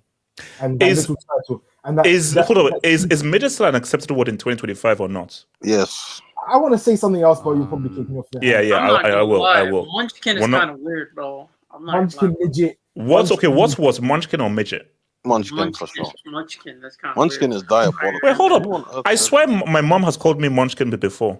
Munchkin's like a term. And how old were you when she called you that? I was supposed to be. Wait, isn't it a term? Abdullah. Was this when Neanderthals were on the same planet? Abdullah, continue. Guys, I think she called me that like last week. It's a coincidence. And that baller that you let's have a conversation about that baller that you love to say he's better than the baller. Marco? Man, like Ars Ratti, one of the most overrated. The most talented midfielder of his generation. I understand that. Yes. The most overrated midfielder of his generation. You're so shameless. Of all time, if not like KDB is clear of this guy. Like seriously. KD business. Yeah. Aslati. Bullshit. What did Ars Ratti achieve? What did Ars Ratti really achieve? I said based on pure Tesh versus Clay. Didn't Asrati make it to the final of the Champions League? Oh no! You guys, he used to do half turns in the middle of the pitch. That's why he used to drop the shoulder on half turns. KJ, fix a damn mic, bro. I don't think so. Unlike KD business, which he. I mean, technically, KDB didn't win it for his team. So. No, he did deliver. He scored at the buzzer. He got punched up by Rudy. He cried twice. He ended up crying both times. So. He scored at the Bernabeu. Is that joy, HH? Crying both times in the Champions League final. That is a joy. That is a joy. Okay, wait, hold on. Okay, let me get Ricardo. What do you say, Ricardo? What do you say? The game. The game. Look, I only tuned in half hour in, just because looking away some dumb kids today. The game, as soon as I started watching, Fabian Ruiz scored a banger. And I was looking at like the stats. I thought, is it true Arsenal were doing good in the first like 30 minutes? Yeah. I didn't get to watch the highlights yet, but the moment I tapped in, bro, I see Fabian Ruiz score a worldie, so that was kind of funny. But technically I predicted what happened. I said 2-1, and PSG would score first. So I just felt like all the hype juice of yesterday's game, we weren't gonna get it today. Matter of fact, I don't know if you guys were watching, but there was a point where the commentator did say like this game is as entertaining as the Barca Inter. Like that was so shameless. Yeah, that's which channel was this? Oh, I fucking forgot because I was watching on my phone, so the stream was like there was I don't know, I couldn't remember, but it was pretty shameless. Yeah. Look, I thought Arsenal, they're just so toothless. They're like the way their attacking patterns are so predictable. I mean, bro, they only scored because of a mistake, and granted, it was the guy who was probably most vulnerable to a mistake. And even then, like the ball scrambled, fell unfortunately to Saka's path and just slaughtered it home. I do think, I mean, Money Mace was right. Saka, he left there with something. Like he was the most threatening player for Arsenal, but that's not really anything new. He is, in my opinion, the most talented player on the team. And but that chance he missed, like you have to score that. Score Like, that, bro. sure, I'm not. It'd be unfair to blame him as for the result, but the Champions League has never been about how well you play. It's always been about just taking your moments, you know. And every tie you can even point to that. Even yesterday's tie, over the course of 2 legs, 7 goals and 9 shots on target. They took their chances and they won. That's that. I think Arsenal, not only I didn't think they took their chance there, even though it was very minimal. I haven't even watched the first 30 minutes of the game, so God knows how insane Donnarumma went, which he's been excellent. So I think, I'm not gonna lie, man, Arsenal, they're a bit cooked, because that Real Madrid tie, in a sense, sold them dreams. Like, I'm not gonna lie, that Real Madrid tie alone bought Arteta probably another year. Did you know this? That was the exact same thing that I said to my friend. I said to my friend that the moment Arsenal knocked out Real Madrid, for many fans, they were going to give him a year. Yeah, like whatever happens, the moment they knocked out Real Madrid, they were going to give him a year, regardless of what happens. Which I think is wrong. I think that's wrong. But yeah, it definitely. I mean, hindsight is 2020, but yeah, I do agree. I think it is what it is. When a team doesn't really win very much, when you beat Real Madrid, I mean, you beat the. It's because it looks good on paper, you know. The Real Madrid name looks great, but you watch Real Madrid over the course of the season, outside of Man City, they haven't beat anybody of relevance. So they have a chance on Sunday, but we'll see. And then PSG, bro, they're just an excellent team. They're so functional. I do think a lot of players had a day off. Nuno Mendes wasn't his best game. I thought Hakimi was pretty good. But yeah, Barcola's ass. Doué, man. I feel like Doué might have bought a little bit into his hype. Because still cold. But bro, I'm still taking him over a barcode, bro. I'm still taking a average as we do it over a barcode. No. I respect barcode too, man. I respect. I definitely do agree. Do you want to drop a Rick? I'll let that pass, man. For brickness, come in. I do think that the kid's young anyway, so he has a whole. He's 19 for fuck's sake, man. He just broke into the first team, to be fair, but it wasn't his best day. I thought Kavicha was great on both ends of the field, and it just shows you why this team is so effective. And I know we'll get into the whole MBAPPE thing, but Luis Enrique did say that once Mbappe left, that we're going to be a much better team without Mbappe. And to be fair, he's backed it up. Like, the own coach said it himself. They said, like, he never said that. Bro. He actually did say that. Well, he actually didn't, you know. Let me read some Do you remember when he had a sit down with Mbappe? Yeah. This guy was giving him a lecture of a lifetime, and it's like, you know, we're gonna be better without this fucking. Sure, shout out to Camavaro. Luis Enrique beating all 4 Premier League teams. Well, the League of Farmers, no, we are the League of Farmers. Oh, did he actually say this? Yes, bro. Things will just come back to bite you. See, for me, guys, can we just stop this whole our league is the best, our league is the best? Because it's just so crazy. Because you'll always reach a point where that doesn't make sense. So, hey, La Liga's trash, Premier is better. But the so-called Farmers League has just cleaned out pretty much your top teams in the Premier League. Undisputed to defend the Premier League. Yes. No, he'll say because of Salah's great thing and the thing like that. Because no, just say that you don't watch any other leagues and you only watch the Premier League, and that's fine. That's cool. Shout out to Rick Owens. If PSG win the Champions League, do you reckon?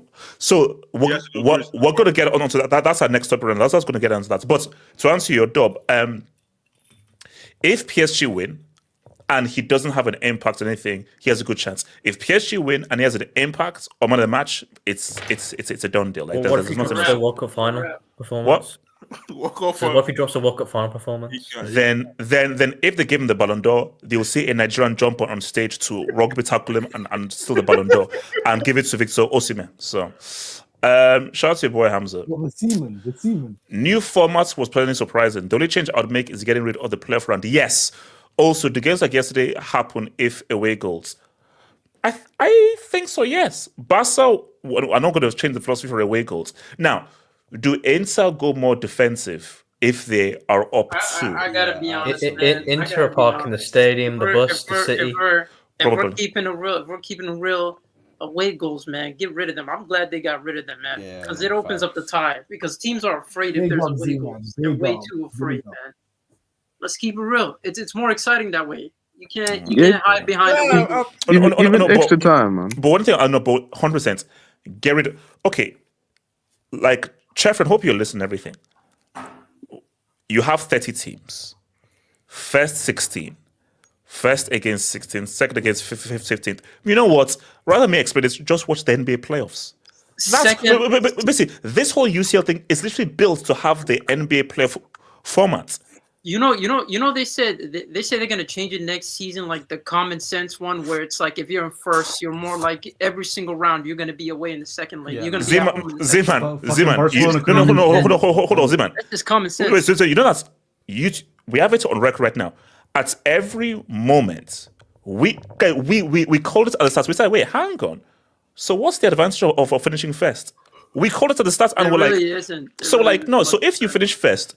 Because the obvious thing is, that means that every second leg you have must be at home. And if that's not happening, of what? But see, man, the fact that they didn't even figure that out, that what is the benefit of finishing first, just shows you how dumb these morons are. I mean, incredibly stupid, bro. Do you forget they held a draw for who's going to play home and who's going to play away? That was the last. Do you know how? I mean, when I started to say, okay, you guys are really stupid. Like you guys are like you're really dumb.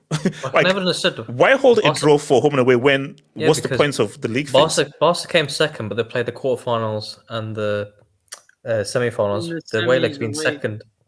They played at home first. It should be the other way around. Where did the Inter finish in the league phase? Fourth. Barca should have played the second leg at home.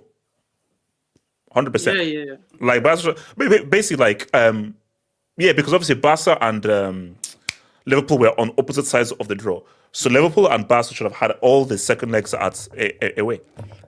Simple. Shout out to Craven 18. Total in Madrid getting his Inter case ready for no, bro, 100%, man. Why don't you? How did CR7 and Zidane do a 3-piece in this competition? Cash. Stop it. Guys, we have to give Zidane his credit. Offsides. Of course, but there was also some cash involved as well. But it's a hard fit to do. No, come on, guys. Give Zidane his credit. Give Zidane and that team the credits. We're giving him his credit, but there was also cash involved. No, what Zidane did with that team, right? In terms of like Zidane is probably the most simplest manager I've ever seen, right? Zidane is not the guy that does tactics. The guy just keeps but before I said that, they have to. What he was able to do, which no one has still done, is amazing. Because let's be real, you could argue that they've been better teams who haven't gone back to back. People would argue that the 2011 Barca team, the 2013 Bayern team were all better than that Real Madrid team, but they didn't go back to back. The only thing I'd say is I've never seen 3 offside goals in one match, and I've never seen I've never seen a Karius goalkeeping performance in a final. It's called Gid, man. Shout out to Headcraft. A club that's bottled 2 leagues in a row, really? No, it's 3 leagues in a row now. Well, did they bottle this? They bottled the last 2. I don't think. No. Man City fell off, and then Liverpool have won it. And you've been there the past 2 years. Yeah. Shout out to Jose. Enrique wonders about Uruguayan Frank Sinclair. Who is Uruguayan Frank Sinclair? He's not lying. He's talking about Rojo. I think he's talking about Rojo, yeah. He's not lying. He's not lying. Shout out to Bishop. Don Robbie banking with JP. Oh Lord. Jay joking. So where's Arsenal's winner?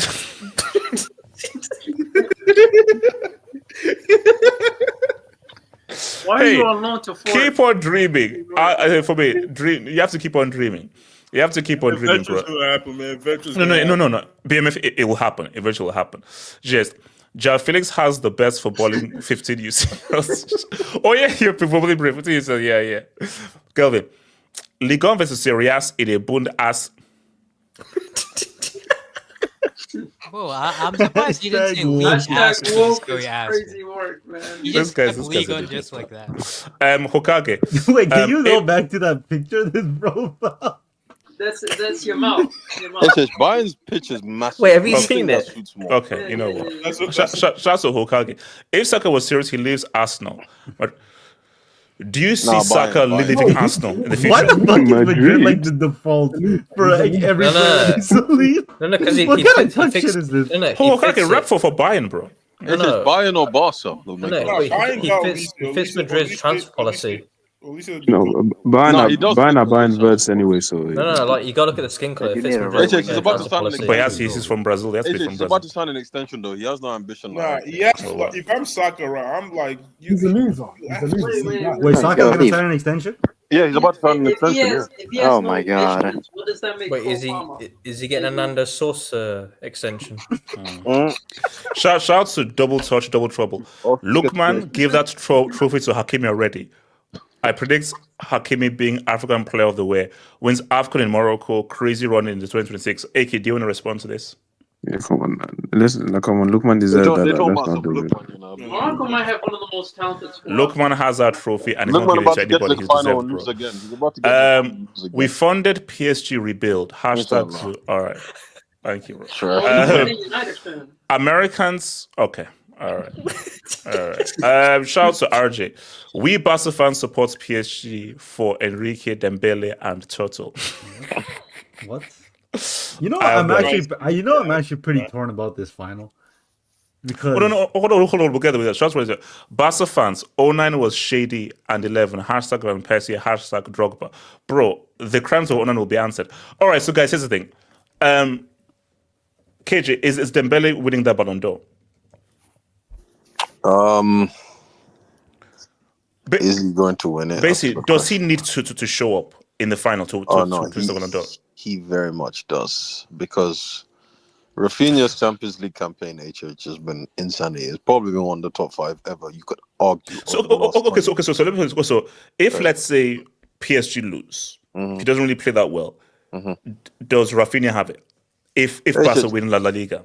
Like I said, I don't think, like Ricardo's repeated, I don't think it's as straightforward as PSG winning the Champions League. Thank you. My opinion Not is that aging straightforward. well. No, I agree, because HH, you have to remember that it's really been concentrated since January to like March or maybe early April, where he's been exceptional. It hasn't been the whole season. Rafinha's done it the whole season. And the second thing is Rafinha has had more memorable moments just over the season. Like, people can point to like 5 to 10 moments Rafinha has had, particularly in the Champions League this season, right? And the fact of the matter is, Barca is just a bigger club, has a bigger standing in football. So Madrid and Barca players will always have favour when it comes to Ballon d'Or, in my opinion. I think that's just the reality. I think that Hey, are you wheezing? No. It's just no, I have asthma, but I'm not quite sure why. You have asthma, but you don't know why you have asthma. No, I'm not sure why. This guy is wheezing for his life. I said I don't know why my voice has gone like this. But yeah, no. The truth is, the fact of the matter is, he does have to have an exceptional final, in my opinion, because to an extent as well, recency bias is something. So if people remember that in the final you were exceptional, that will sort of push his case for the Ballon d'Or. Yes. PSG still have to win that cup final. Like, I know we're talking about treble and everything, but cup finals are really a 50-50 regardless of who you're playing. And they're probably playing a mid team, but at the same time, like, shout out to Rims. They've lost their last 2 games in the league. So first of all, it's Ream, and second of all, they are. No, it's Hans. They have not been in. That's great true. It's just Trans, yeah. France. Wait, so KJ, you corrected me, but you actually wrong in no. correcting There's me. Ream and there's. All right, there's hold Ream on. and there's No, that's KJ. No, Okay, KJ. who are they playing? Wait, no. It's Who are they asthma playing? tax. KJ, that's is it No, but who are they? There's Hans and Ren. Oh, Yeah. I was thinking about Rennes. Yeah, Ren. That's No, the Ren. team. Yeah, Ren is RENNES. Ream There's another is one, REI. It's Hans. It's not Ream. There's Hans. Yeah. Oh, my fault. Yeah, I can't. Wait, who are they playing in the anyways. final? When, Who are the KJ, who when are you playing in the correct me, final? actually be right when you correct me. Wait, who are PSG playing in the final? Désolé, mon chou. Reims. Désolé, mon chou. Anyways, they are Whoa. They need to. Yeah, Dembele has to do something big in that final, HH. And to be honest, like we said, today was not a good performance. Like that penalty miss was bad, and they do need to fix up for that final. And those forwards do need to fix up, HH, because like we said, it's been. Can Dembele? So what does Dembele need to do to win the Ballon d'Or? What does he need to do? He has to score in both finals. How do I put this? Both, at least, he has to be man of the match essentially in both finals. I think that pushes it over the edge for him, and I think he has 3 weeks to get fit, and I do think that they could that he could do it. Inter is quite a physical team, so he sort of has to. The thing is, though, they got 40-year-old centre back. Actually, they have one 40-year-old centre back. If PSG target a Serbi, they could probably do something. Also, defensively, I think Dumfries still has a lot of questions about him, in my opinion. So if they can get Kvara on him, that would be something else that would help them. Do I think they're going to win it, HH? I'll be honest. My prediction. Wait, no, hold on. We'll get predictions. Wait, how is your mic getting worse? I have no idea. Ziman. No, it's not my what mic. Is the it's my KJ, thank you. I know, It's KJ, thank you. It's my voice. Oh, it's is my it voice, Ziman? not the mic. Ziman, what can Ousmane Dembele complete? Yeah, can he complete the arc? If it's anybody from PSG, it would be him. That's what I would say. In terms of, there isn't really anybody that's an outlier that's really the face of this PSG project aside from him. So if Donnarumma wins man of the match and saves a penalty, it's not enough for Donnarumma. I think it's been him because this guy, this year has scored 32 goals or 30 plus goals. He's had a crazy season. Yeah, and then you also look at. I think all he has to do is just put in a good performance and just give one GA. And I feel like if that's going to be the topic, that's going to be the topic in terms of the PSG side, in terms of just campaigning for one player. It would be Dembele. He doesn't have any other competitors in his team. Not really. Vitinha, I don't think Vitinha is going to steal the light from him. I don't think there's any other forward out there in the front lines that can really steal. Kavicka came in January, but he hasn't been as impactful as him. So I don't really see any other competitor from the PSG camp. If they do end up winning and he ends up scoring a goal, you might as well just give it to him then. And then. 100%. It's done. That's just like, that's the campaign. Let's be honest. When it comes to as much as we want to say this is like a calendar trophy, it doesn't. Like from January onwards is what really matters. That's what really matters, because at the end of the day, the second half of the season matters more so than any other half. Because so are you saying that Salah has no chance then?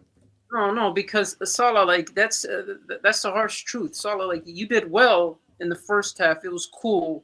You got knocked out. You didn't do anything when you got knocked out. Like you didn't. If he would have provided a GA, if he would have had a good performance, I think it would have been a different topic.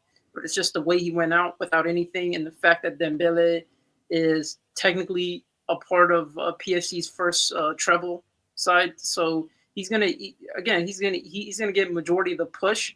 I do think he would be in contention if it comes to the point where Dembele drops the disaster class, which to be fair, man, like World Cup final.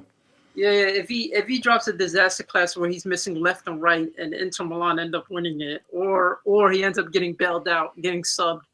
Then it becomes a thing of, well, it's the other players that we have to look at. Rafinha's season, depending on how the season ends, you're looking at Yamal.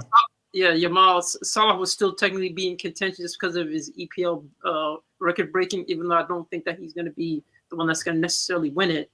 But Dembele would still be in the top 5, regardless. Yeah. It's just a matter of the order that would determine the final. And I think that if he ends up leading them, like there really isn't an argument against him going into it.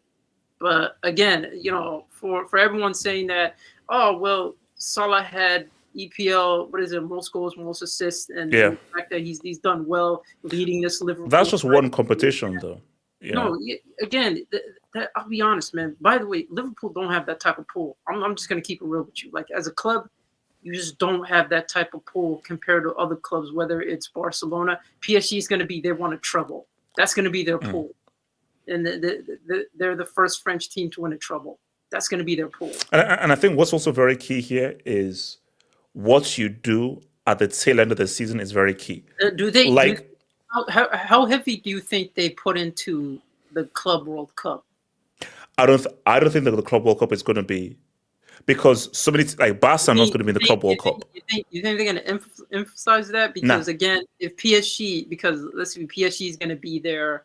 Well, no, because it will be unfair, because like so many, like Rafinha and Yamal, you think are front runners, and Barca not in it. So how's that fair?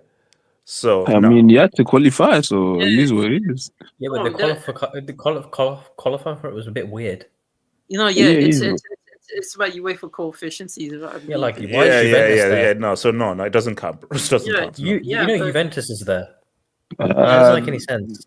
I think we're saying that, but during the competition, I won't be surprised if something happens and then you might count the competition I still. don't know. What's it? Juventus are getting bounced out by like Seattle Sounders or something.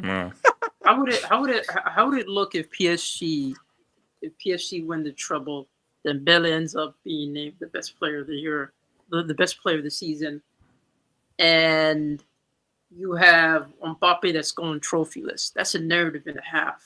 That's a huge tick. Zeman, there's still a classical to play on Zeman, Sunday. Zeman, Mbappe is coming on Sunday. He's coming on Sunday, bro. He might, man. Zeman, don't let Mbappe win the Pichichi and win this La Liga, bro. Did you just say Mbappe's gooning on Sunday? No. Zeman, don't let Mbappe win the Pichichi and Real Madrid. Who's Mbappe? Don't let Mbappe win the La Liga. Pichichi. Let him back home and blow you back out. Abdallah, relax. What's called AK? What are you saying, bro? Fuck, I thought I was next. I don't care. I'll go ahead of me, man. Go for it. Oh, yeah, Dembele is the thing, right? Yeah, Ballon d'Or. I think he's got to go berserk in the final. I think he's got to go berserk because the thing is that I can see a world where he would win it. Okay, let's say he doesn't do anything in the Champions League final, right? If they go on and win the Club World Cup on top of that, I think then yeah, it's undeniable. I just don't think. I don't think the Club World Cup has enough juice, for lack of a better word. Like it's just been presented. It's something that's new. No, so I know it doesn't have enough juice to warrant like that being a mover in the discussion. But Ricardo, I think it's going to be really competitive though, because look at all the teams inside there and all the prize money. Wait, is Mumbai City there? Look at the prize money because they literally care about clubs. It's gonna be competitive amongst the European teams. Let's be honest. Okay. Wait, are you saying Mumbai City can't do something? No. That's what I'm definitely saying. That's what I'm. And Messi's getting grouped for the first time in his career, so we're all. So I'm sorry. I think if PSG win the Champions League and then they go on to win the Club World Cup, then I think it becomes very undeniable. But it's only gonna have that juice because a Champions League winning team is the one that wins it, not necessarily because if somebody else were to win it. It's just kind of like the default feeling when you have like a very new trophy involved. Wait. Of course, we're gonna come on. Tunis, Flamengo, and Leon. Come on, man. 9 points, easy dub. 9 points. Sorry, continue. Wait, can you bring up the groups? Oh no, we're gonna after. Continue. But for them, like I operate on reality. A lot of you people say I hate Dembele, bro. I made 2 terms. Once he dropped that disaster class, the World Cup final, he paid his sins. All right, but if he wins, he would deserve it, in my opinion. I just don't believe in the PSG. PR power. And what KJ said is right. Look, but if you play for Barcelona and Real Madrid, you have like an advantage in terms of the social, I guess, stratosphere of how it's perceived, right? I'll be honest. I don't think Lamine Yamal deserves to win it. I think he deserves to be amongst the top 5 or something. Yeah. But I think. Well, I wouldn't say he doesn't deserve to win it. If he won it, I would understand the reasons why he would win it. I just don't think it would be my pick, right? But you guys whether you like Lamine Yamal or not, there's a massive propaganda behind the kid. Yeah. And that alone will propel him to a very high ranking, in my opinion.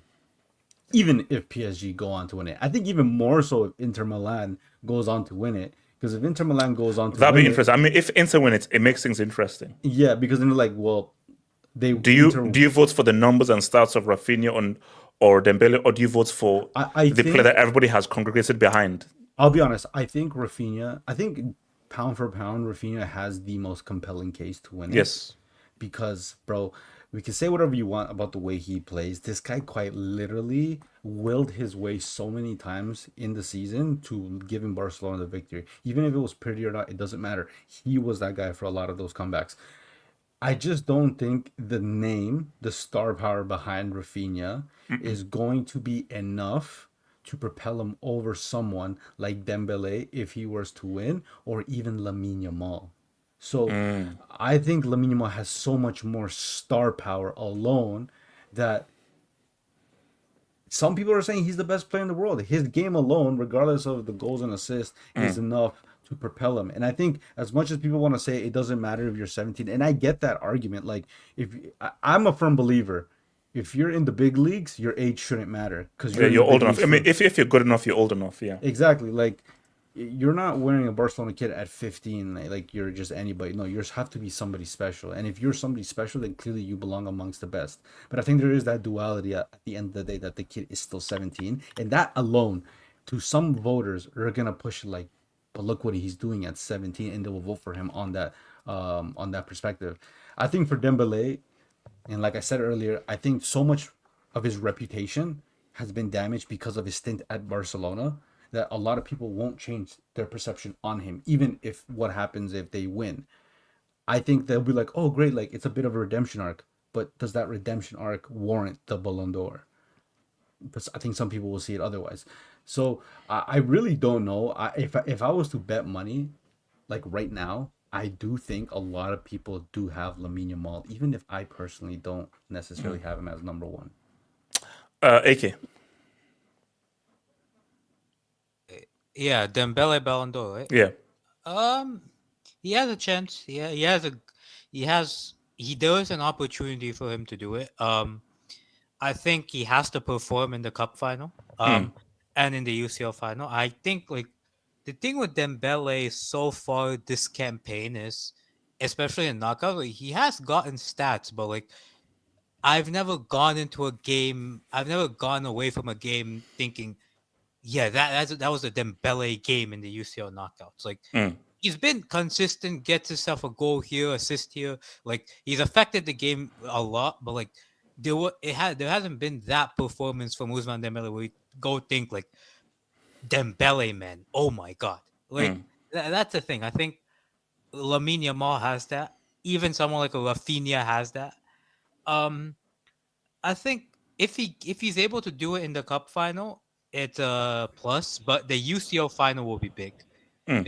If it doesn't matter like what goes on in the game. If Ousmane Dembele scores the winning goal in the UCL final, there is that PR push already. 100%, yeah. If PSG win 3-1 and Ousmane Dembele scores the third goal in the UCL final, there is that PR push. No, I think it's a done. If that happens, it's a done deal. Yes. I don't know how anyone else wins. And I think overall, I look at someone like Salah. He would be hoping Inter Milan win. He's already doing interviews with L'Equipe to get himself in the good books of the French faithful. Shout out to him. And just one last thing. Whoever sent that super chat about Hakimi getting the African Player of the Year, HH, if he wins the treble with PSG, leads Morocco to an AFCON. Oh yeah, 100%. We're gonna have some conversations. Oh no. If he does that, like he's a front runner for African Player of the Year. No, not just that. We're having some conversations. Man, AK stop, man. Directed at a certain Egyptian. We're gonna have some conversations directed at a certain Egyptian. We're comparing a right winger to. Yes, we are. Yes, we are. I respect that, and I respect. What is this, man? What is this? Yeah, so it's called shamelessness at its peak.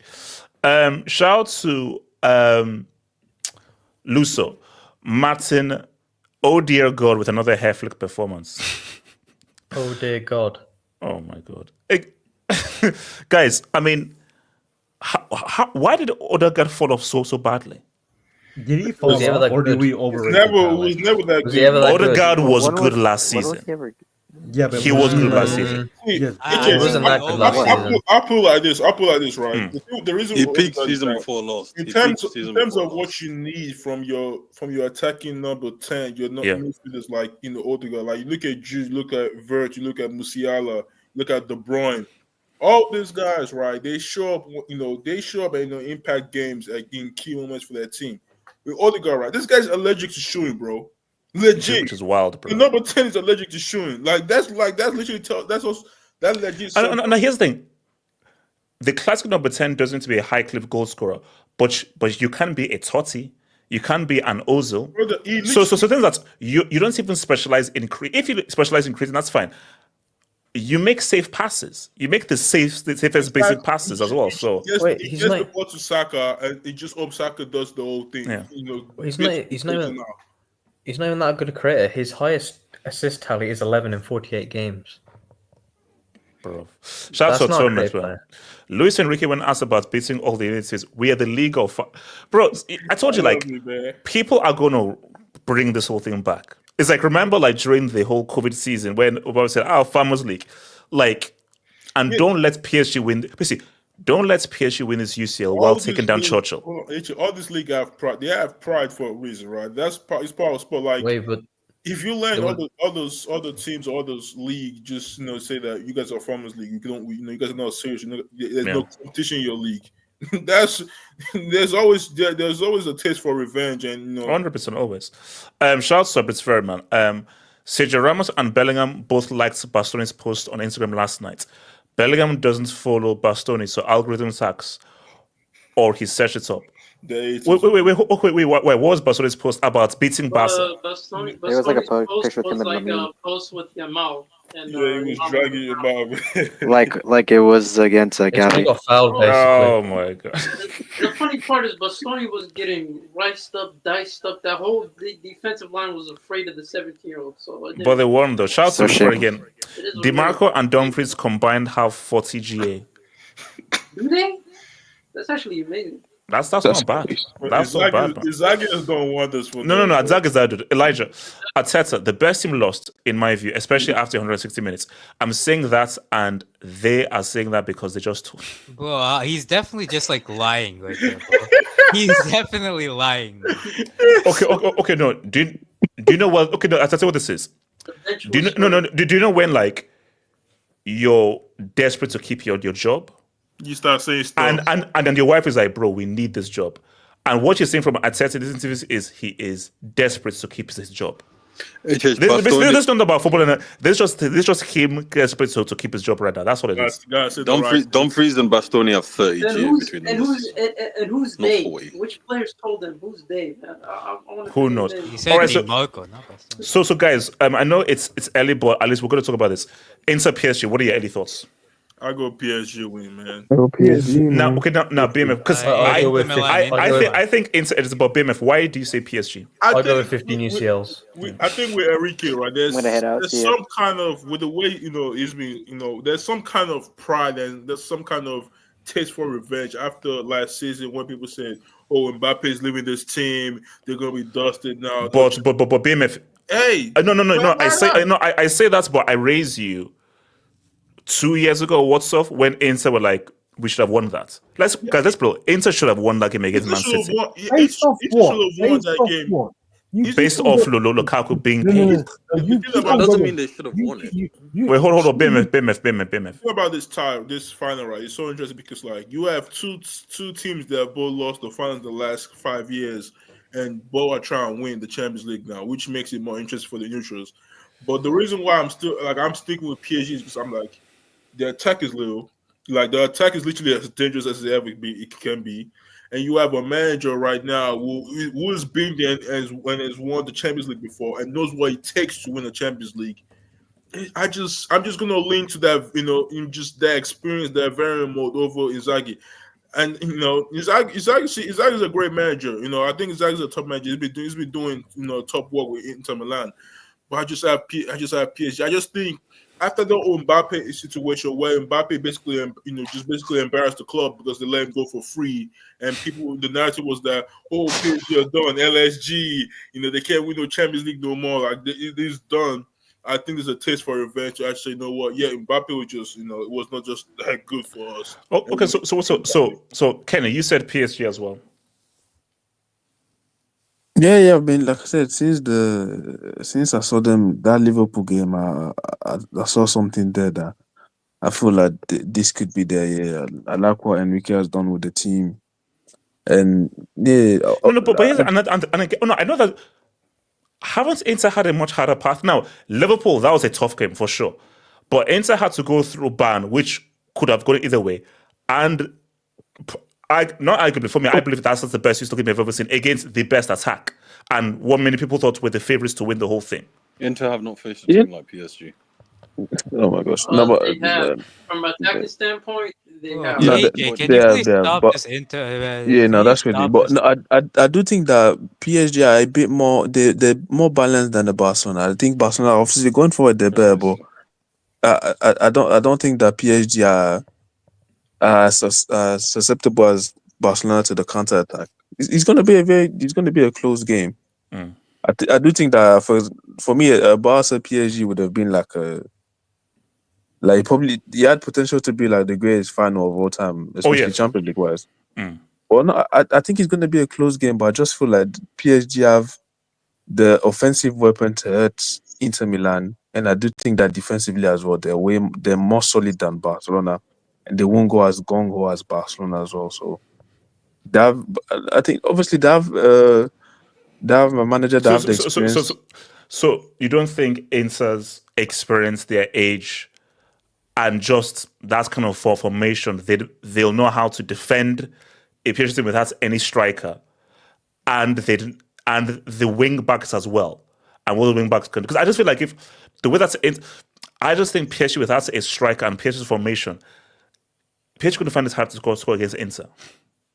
But I mean, like, Ferran plays as a striker, but it's not as if like Ferran is like occupying like them two like the. But he's more of a presence. Yeah, it's more of a box presence. PSG literally do not have any guy in the middle. Like there's no one anywhere there. I don't think like PSG are not going to be putting in balls like crossing the ball. So that's not the way they play. So I don't think it's going to hurt them having no striker. So, and like I said, the way they play, you see like Dembele dropping, they play in between pockets, and I do feel like in midfield as well, they're probably going to dominate that Inter midfield. They have way more. How do you call it? The midfield is way more. Is a younger midfield, stronger. Yeah. Yeah. So I'm just like, and Inter can do it. Like on the like I said on the break. Is for me. It's just about. I don't think like I said. I think PSG are more solid defensively than Barcelona. So I don't see as much space for them there. Like I feel like if Inter go behind against PSG, I don't think they're going to find it as easy to score as they did against Barcelona. So I just think PSG are more competitive. Let me come to Abdallah, Elijah, then come to Ricardo. Abdallah, can I speak after? Yeah, Abdallah. What was the question? Sorry. The break. Should skip you, but I'll give you a chance. It's the final thoughts. Inter Milan PSG final. I think people keep on thinking it's a formal conclusion in terms of Inter Milan. I think it's PSG. I think they have more of an attacking outlet. The only thing you could probably edge it to. Wait a minute, didn't BMF say PSG? No, yeah. BMF says PSG. Yes, I said PSG. Yeah, I think they have more of an attacking outlet, and I think the midfield. For me, their midfield is much more better than Inter Milan's. Because let's be honest, who's their standout midfielders for Inter Milan? It's Barella. He's a good. It's only Barella. Mkhitaryan. Hey, really? rolling back the years, bro. And Çalhanoğlu, bro. He was getting cooked yesterday. Respect your elders. Respect your elders, bro. What's the hairline? My fault. To be fair, he was cooking. And Mkhitaryan, Hakan as well. But I would generally edge it to PSG because of the manager they have and the team overall. The outlet. What's got Elijah?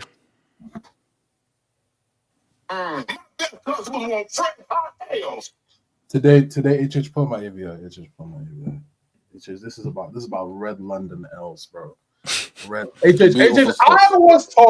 I was told this was the year, HH. Largely, we got told that 3 years ago. Well, he'll take HH first. No. Look, better as I said, better luck next year. So better next. You better. I mean, HH. You're gonna drop a brick for yourself. No. HH. The league died after 34 games. I mean, these guys lost in the FA Cup to a United 24 team. 24, not 34. 24. 34 games. KJ, shut up. That's even worse if you said that. If you say that, that's even worse. But these guys lost to a 17th place Manchester United in the FA Cup. 16th. 15th? Was it 15th or something? I mean, they lost 4-0. It's one something, definitely. Well, it's one. Yeah, it's one of those two. I mean, lost 4-0 to a Newcastle team in the League Cup, and then you lose to playoff PSG in the Champions League. But here in the final, though, we've already cooked. I know. I just wanted to get that out there. All right. I think this final will be. I pray that it's entertaining, in my opinion. But I am going to lean more so towards PSG. I'm not going to disrespect PSG like some of you are trying to do right now. HH. What? That's crazy. But wait, KJ, how are you still here? Weren't you? Never mind. Isn't it Saul? No. I'm Dembu's FC. Don't stop. Living in Elgin. No, but okay. So given the FC PSG, why? Even though Inter has to go through Bayern and Barca. True, but I think it's going to be tight. It's not going to be like it's not going to be some blowout. But if I wanted to give a score prediction, I want this to be a 3-2, like late. This you won't get more than 3 goals in this game. This is a 2-1 game. Now. You don't think so? No, it's at most it's going to be 2-1. They seem to 3-2. It's definitely not 2-1, guys. I'm telling you, these two teams, these two teams are way too good to not give us some goals, bro. And also remember, this is Inter Milan. Inter Milan are going to go full on Italian for a final, bro. So this is full on defense 1-0, and take it. What's it called? Ricardo, what are you saying for the final? I kind of like that I don't have this, like, I can watch this and not know. Because I can see a world where PSG win, I can see a world where Inter Milan You want PSG to win so you can cook MBAPPE. Let's not get it twisted. No. I've said it many times. Actually, a lot of people here have said it. We actually like Mbappe. You just make him insufferable, right? So part of me wants to see PSG to win. One, for the big reason, Luis Enrique. I think when his whole story post MSN, losing his daughter, I was rooting for him during Spain. I would love this moment for him, man. I don't think there's any manager that deserves it more than him. That's what I'll see. That's what I want to see. The second thing, PSG, I think them winning the Champions League after this whole superstar project has like failed. That'd be crazy. In a sense, it's a beautiful thing for football, but at the end of the day, they start a loyal club. So I mean, kind of hard. But keep filling up your cards. By the way, keep filling up your cards. The biggest nightmare is the world goes electric.